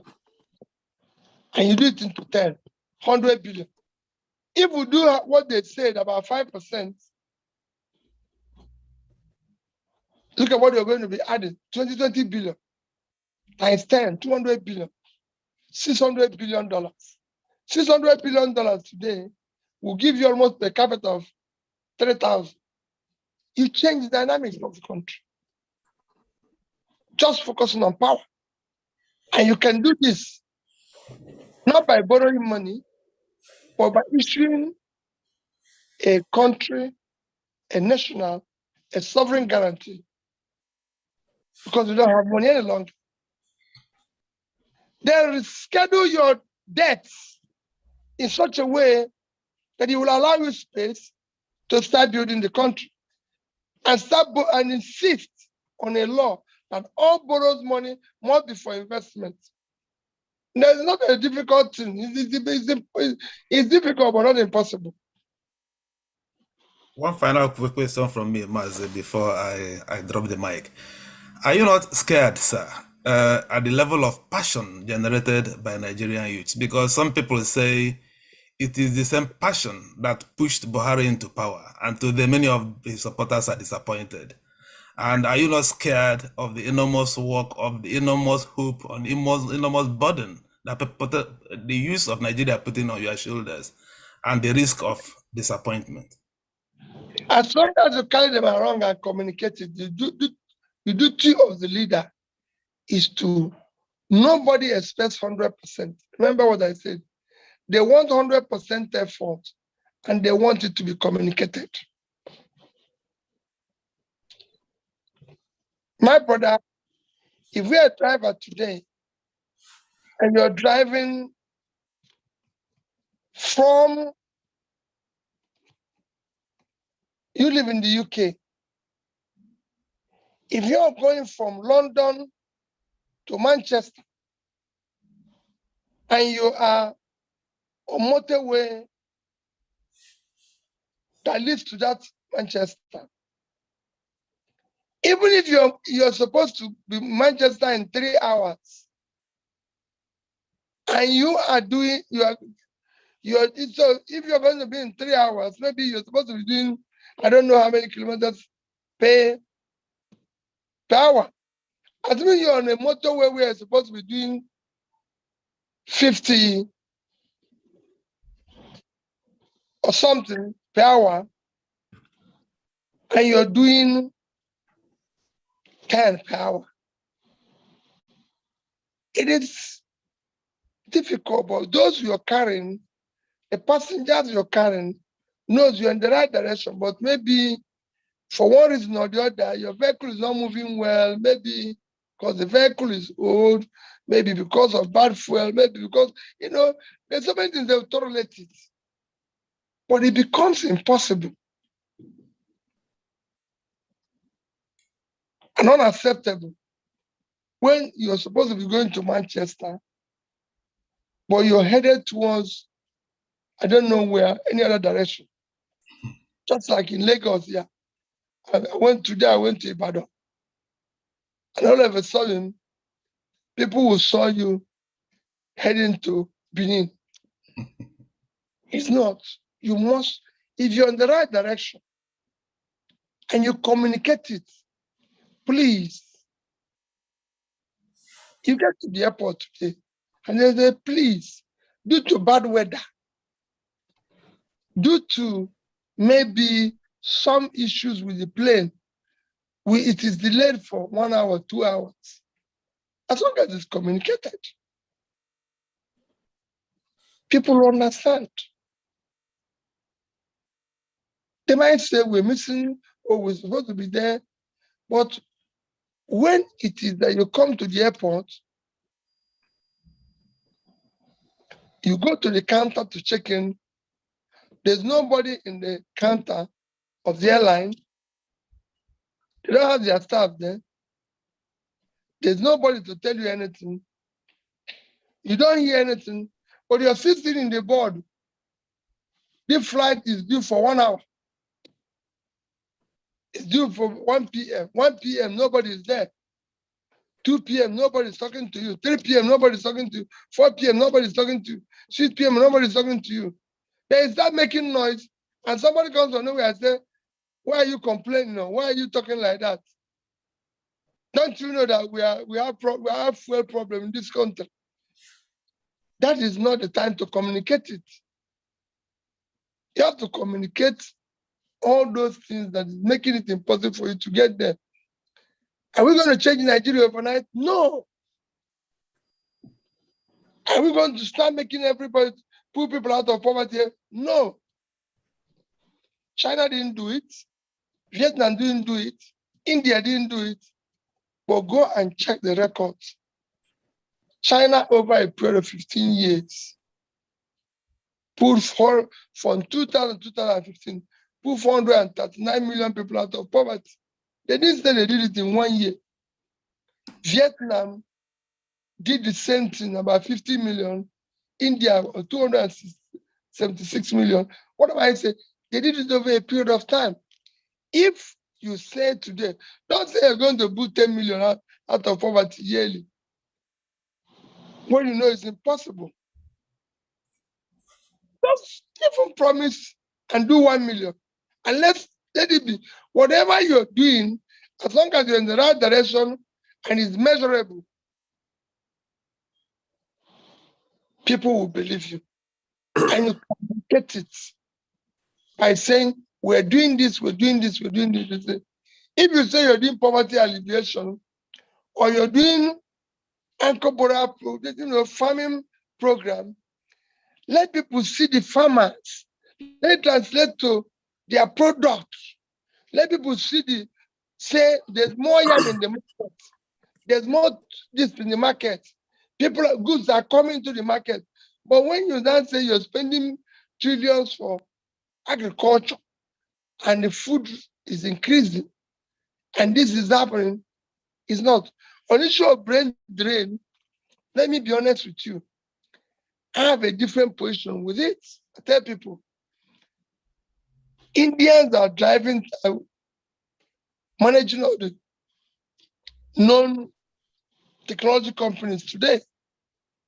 They didn't do it, but it's not because they were living in India.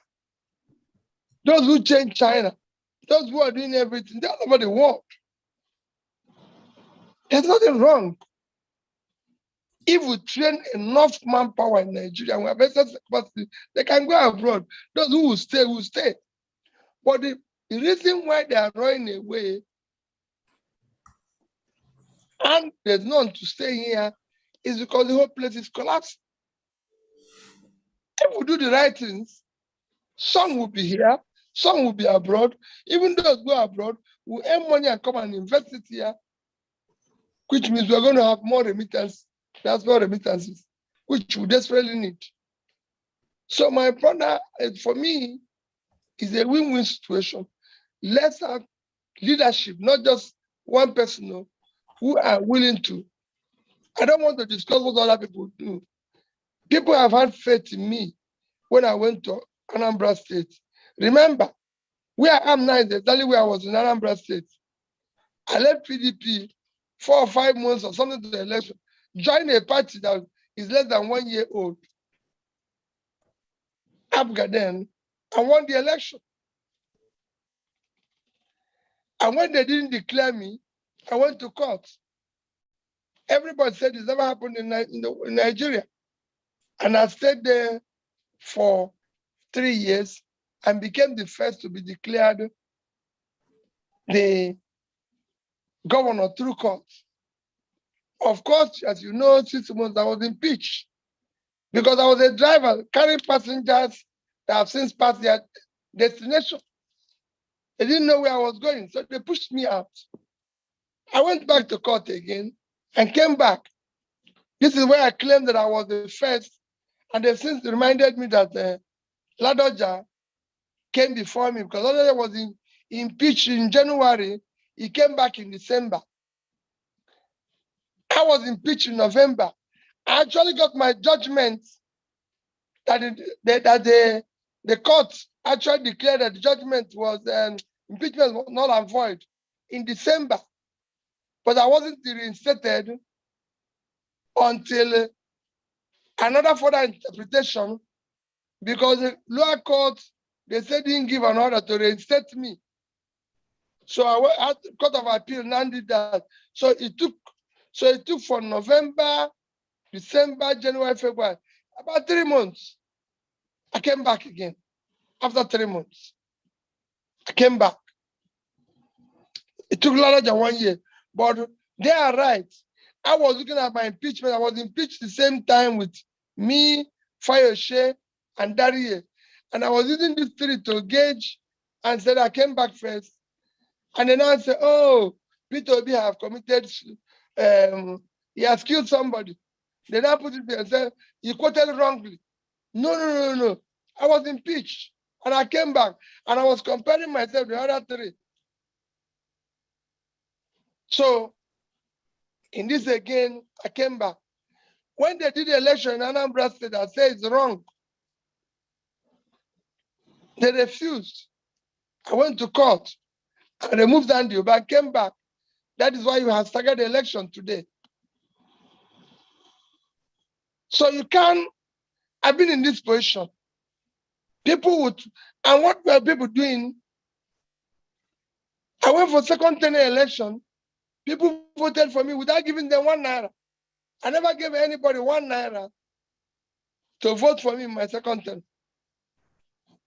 So you can do the people when you're communicating. Up to today, if I'm campaigning for you in Anambra State, they'll say, PeterObi, come back, is you we want. Why? Not because I did everything they want, but because I communicated it as I'm doing the road. I've said to you, you are from this local government. I'm doing 1 kilometer of road with your local government once every 4 months. And I'm communicating it. So thank you for everything. Thank you very much, His Excellency. Thank you for, we can be here all night. The reason why we have consistently here, we've maxed out the Zoom here, 1,000 people non-stop for the last 3 hours. No one wants to go. I know you have to go and rest. I know you have done enough today that if we stay here, it's going to be non-stop. However, there is just one more thing here. The coordinator from Germany, our coordinator from Germany, that is Chukuma Ezadachia, wants to have just 30 seconds, Chukuma, if you kindly unmute. Can you kindly throw your question, please? And then after I call some other. It's okay. Thank you very much for affording Germany the opportunity and the privilege to speak directly to our principal, Mr. PeterObi. I am I am Mazi Chukuma Ezadachie, the coordinator of POSN Germany, and the former coordinator of Ndibo Germany. And His Excellency, a lot of our members, many of whom are listening to you right now as you speak, are asking me what exactly, if there is anything that Germany can do for you. Because as you know, Germany is strategic when it comes to economy of the Europe. And we have a lot of experts here, many of whom have a lot to give back to Nigeria. So if you can just tell us in a specific terms, what exactly, if there is any expectation you have for us in Germany, and then we are going to get back to you. And on a personal level, I'm into logistics. How realistic can we expect somebody like me to ship my first container here from Germany and expect to clear it from Onitsha?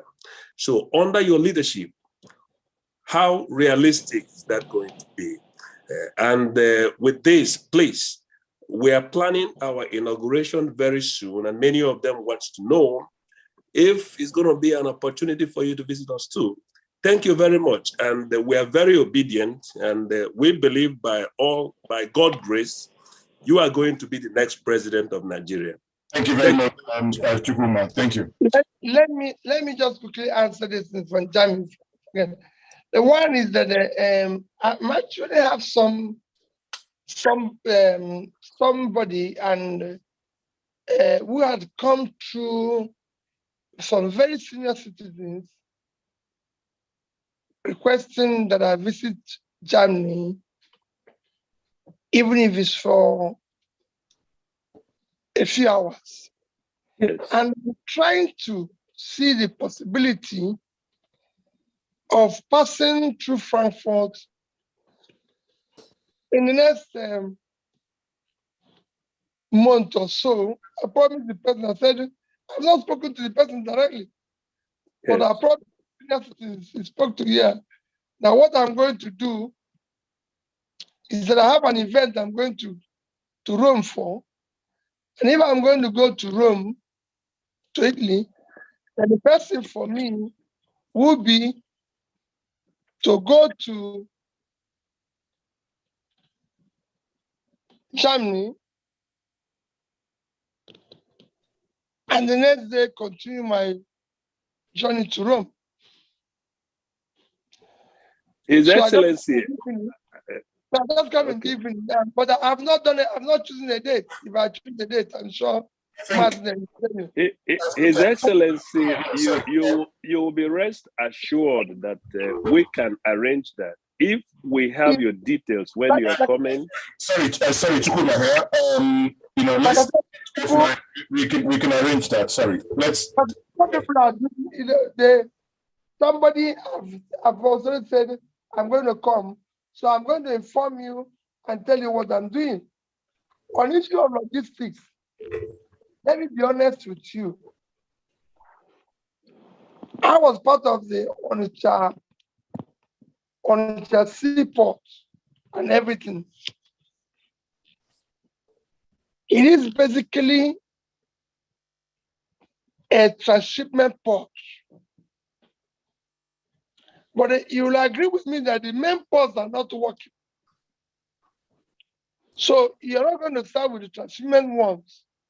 What we need today, in order to at least decongest Lagos and do the right things, is to actually make sure that we deepen the functionality of the ocean terminal in Port Harcourt, which is the deepest part of the ocean in Nigeria in terms of draft. If I'm right, I'm not, this is years back from my report. And that can be a transshipment and export port. I'll be very busy. Put what I said before, that I'm going to make a bar and Port Harcourt one time. People thought, oh, I'm going to call it one time. I said, no. I'm going to make it easy that all this clothing, shoes, everything from our bar hit the market outside Nigeria through export. Be able to ensure that there's easy access from Port Harcourt to Owerri to Nnewi, Aba to Port Harcourt. And of course, if you don't know, through Ndoni Also, you can enter Obaru in Onitsha. When you open up all this, so we have access to the sea in what you can do from, of course, across the second Niger Bridge, you hit Warri in less than 1 hour, few minutes. So there's so many things we can do to open up the place, especially for export, and do this. The Onitsha port, as we develop this, then as businesses increase, the transshipment port will start working. And that is where we're going to open up the logistics. Nigeria have opportunity of earning far more than is earning now through port operations. But it has to be efficient. Very, very efficient, not where it takes you 2 weeks for goods to come from Europe to Nigeria, and it takes months to clear in Nigeria. No, can change all this and increase in activities. On what you're saying, what Germany can do, or people in Germany can do, it's quite a lot. Like I said before, if we have the opportunity, we are going to seek help of Nigerians abroad, especially in terms of idea of how things are done properly. You live in the biggest economy in Europe. We're going to approach that economy. Of course, when I talk about power, you can't talk about power today in Egypt without calling Siemens. And where they're from Germany. So we're going to do a lot to make things work. And we're depending on Germany to help us in different areas, support and everything. So quite frankly, there will be a lot for Germany as a nation. And there are people who are there to help in so many ways. Okay, thank you very much. So we are now rounding up. We have Samadna here to talk about something, but before he does, there is something that's been happening here. A lot of you are saying you want to help, you want to become volunteers.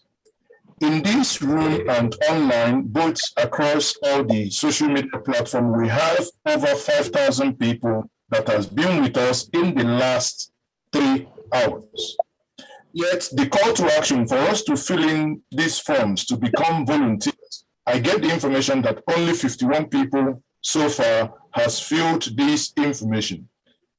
Please, I hand over to Samadna to bring more clarity to it because we need this call to action. Thank you very much. Samadna, over to you quickly. Hello, thank you very much, Mr. Mazi is okay for this. And thank you very much, His Excellency, for being here. Nigerians have for so long awaited this bridal moment. And the only way for us to make this happen is for us to put in that direct, manual, grassroots, physical job. It is not enough for us to wish for good government. His Excellency has given us the mandate today. He said, and I quote, "I have come to start the movement for Nigerians to take back their country." And with this, there is a link right now that I will be pasting on the group chat. And this is the call to action. For the next 3 minutes, we want everyone go on the comment section of Facebook, Twitter, Telegram on this particular program, on your personal Twitter. And there is a link I'm currently sharing in the chat. Copy that link. We want you to be the structure. We want you to fill out this form. What we have on this form is just your basic information, the state and local government where you stay, and more importantly, we also want your voters code information. So when you look at your permanent voters card, at the top of your picture, there is a 9-digit number that starts with, if you are from Abuja, it starts with 37. If you are from Anambra, it starts with 04. So it starts with your state, your local government. What do you say? Do you mind sharing your screen if you don't mind? Okay, sure. Just give me a moment. Let me just pull it up. I'll share my screen now. Just give me a moment now. Okay, so I have the form now. Where is the share button? Okay. Okay, so I have so you have to allow me to share my screen. You are allowed. No, I'm not allowed. Participant screen sharing is disabled. You are now. Okay, awesome. So if you can hear my voice anywhere you are, you should be doing just one thing. And that one thing is either you're sharing this form or you are filling this form and submitting this form. So basically, this form asks you for your first name. If you can see my screen, there is a Google form and there is a sheet.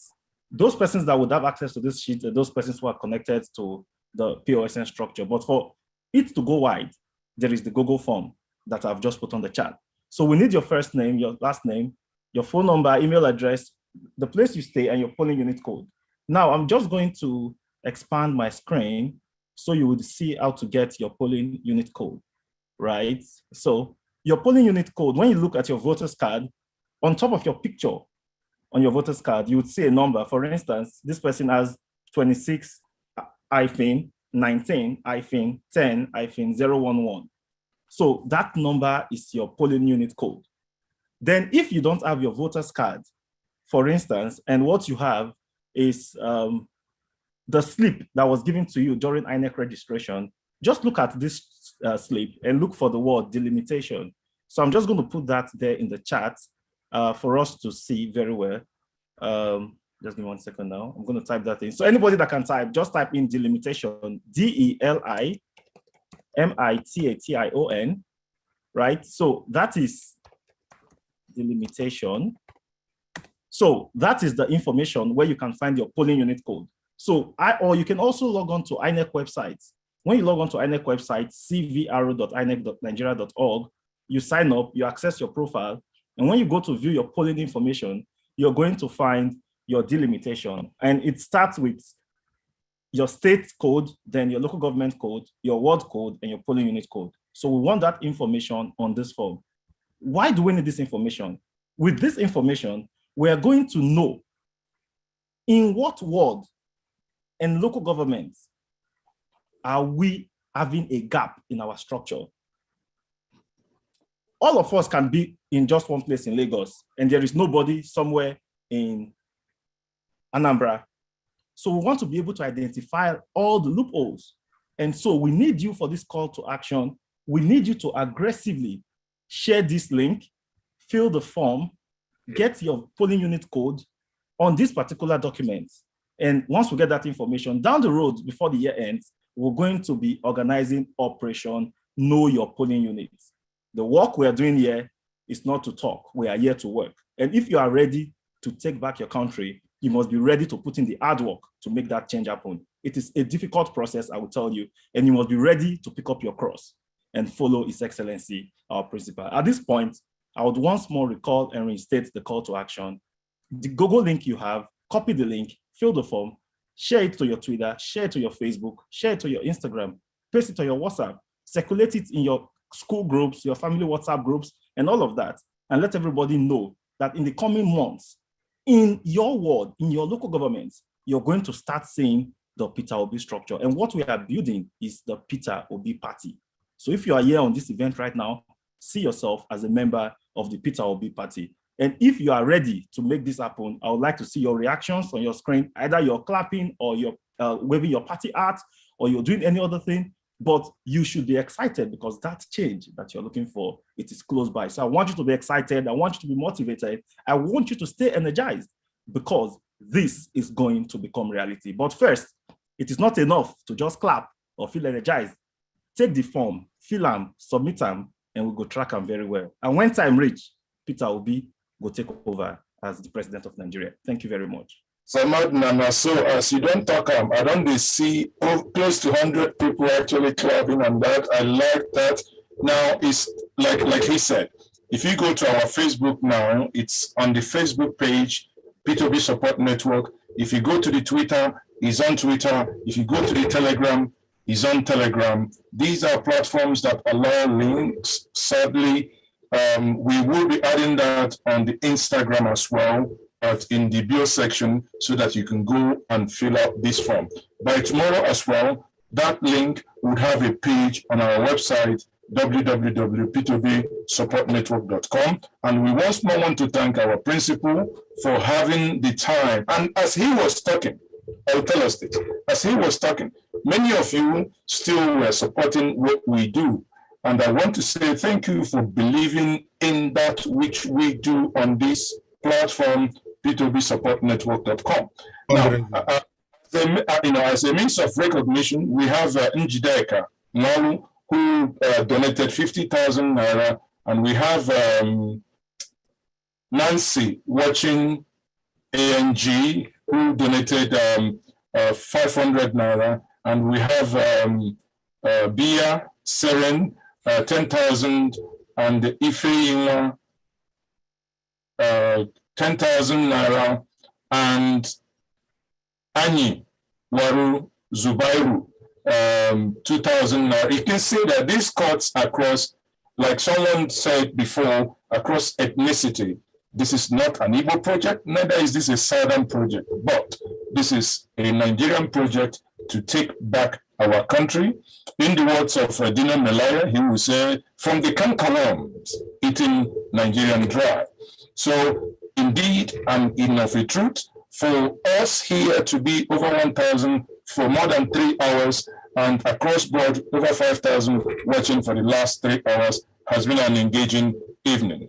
On that note, I would want to, our principal is still here. I do not know if he has a final word for us or he has retired. I don't want to stress you, sir, if we are basically now closing and rounding off before we say goodbye to everyone this evening. So if you're still there, if not, we can also understand you have really spent an immeasurable time with us this evening. An atmosphere that is well relaxed, all questions taken, all questions asked. Indeed, it is a wonderful evening. So who has taken over the sharing? Hold on.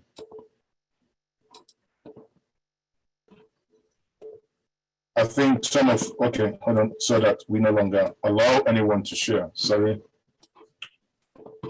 On that note, I think our principal is now, having spent so much time with us. Elumba, I do not know if you have any word, anything to say before we call it a day. No. Okay.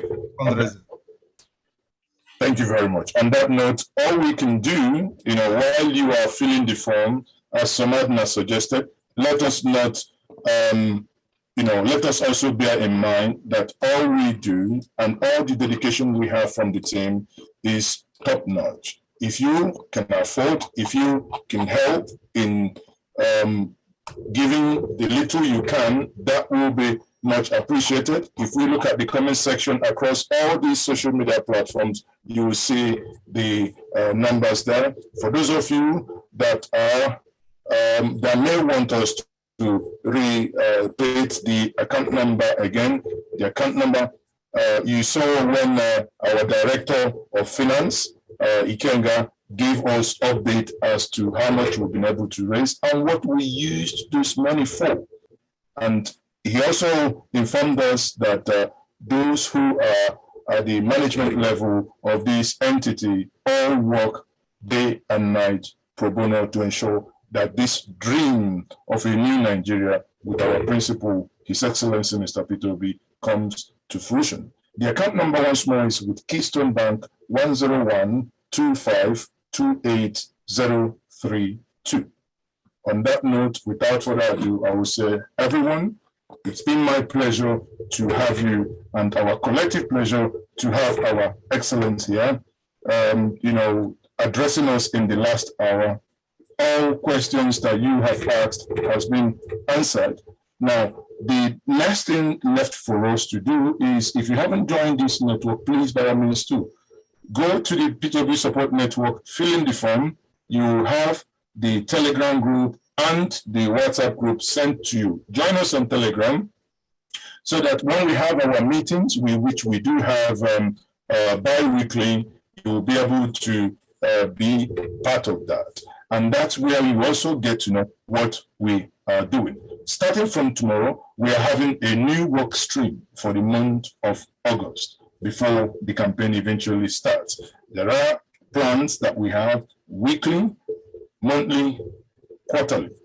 These are already laid down. There might be minor alterations and changes here and there, but again, the strategy is intact because we know if we miss it this time around, like the deputy to our, to His Excellency, Dr. Dati Baba Ahmed said in an interview over Zoom, I think sometime within the week, that Nigeria has never had it good in a very long while to have a pair wanting to govern Nigeria that is ready, committed, young, intelligent, and energetic to take over. You know what has been happening in Nigeria is that people who, without sounding condescending, but people who never really showed much interest, it has always been getting someone from somewhere and making the president of Nigeria, and we've been going from mess to mess. But 2023 is a time and a year that you and I can make the change. We can make it happen. On that note, I say once more, on behalf of all the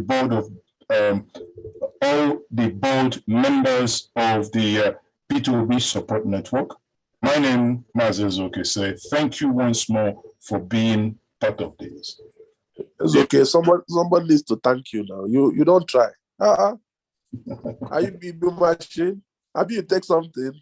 Thank you very much. Thank you. You try. Yeah, thank you very much. It's okay. Thank you very much. So somebody needs to thank me.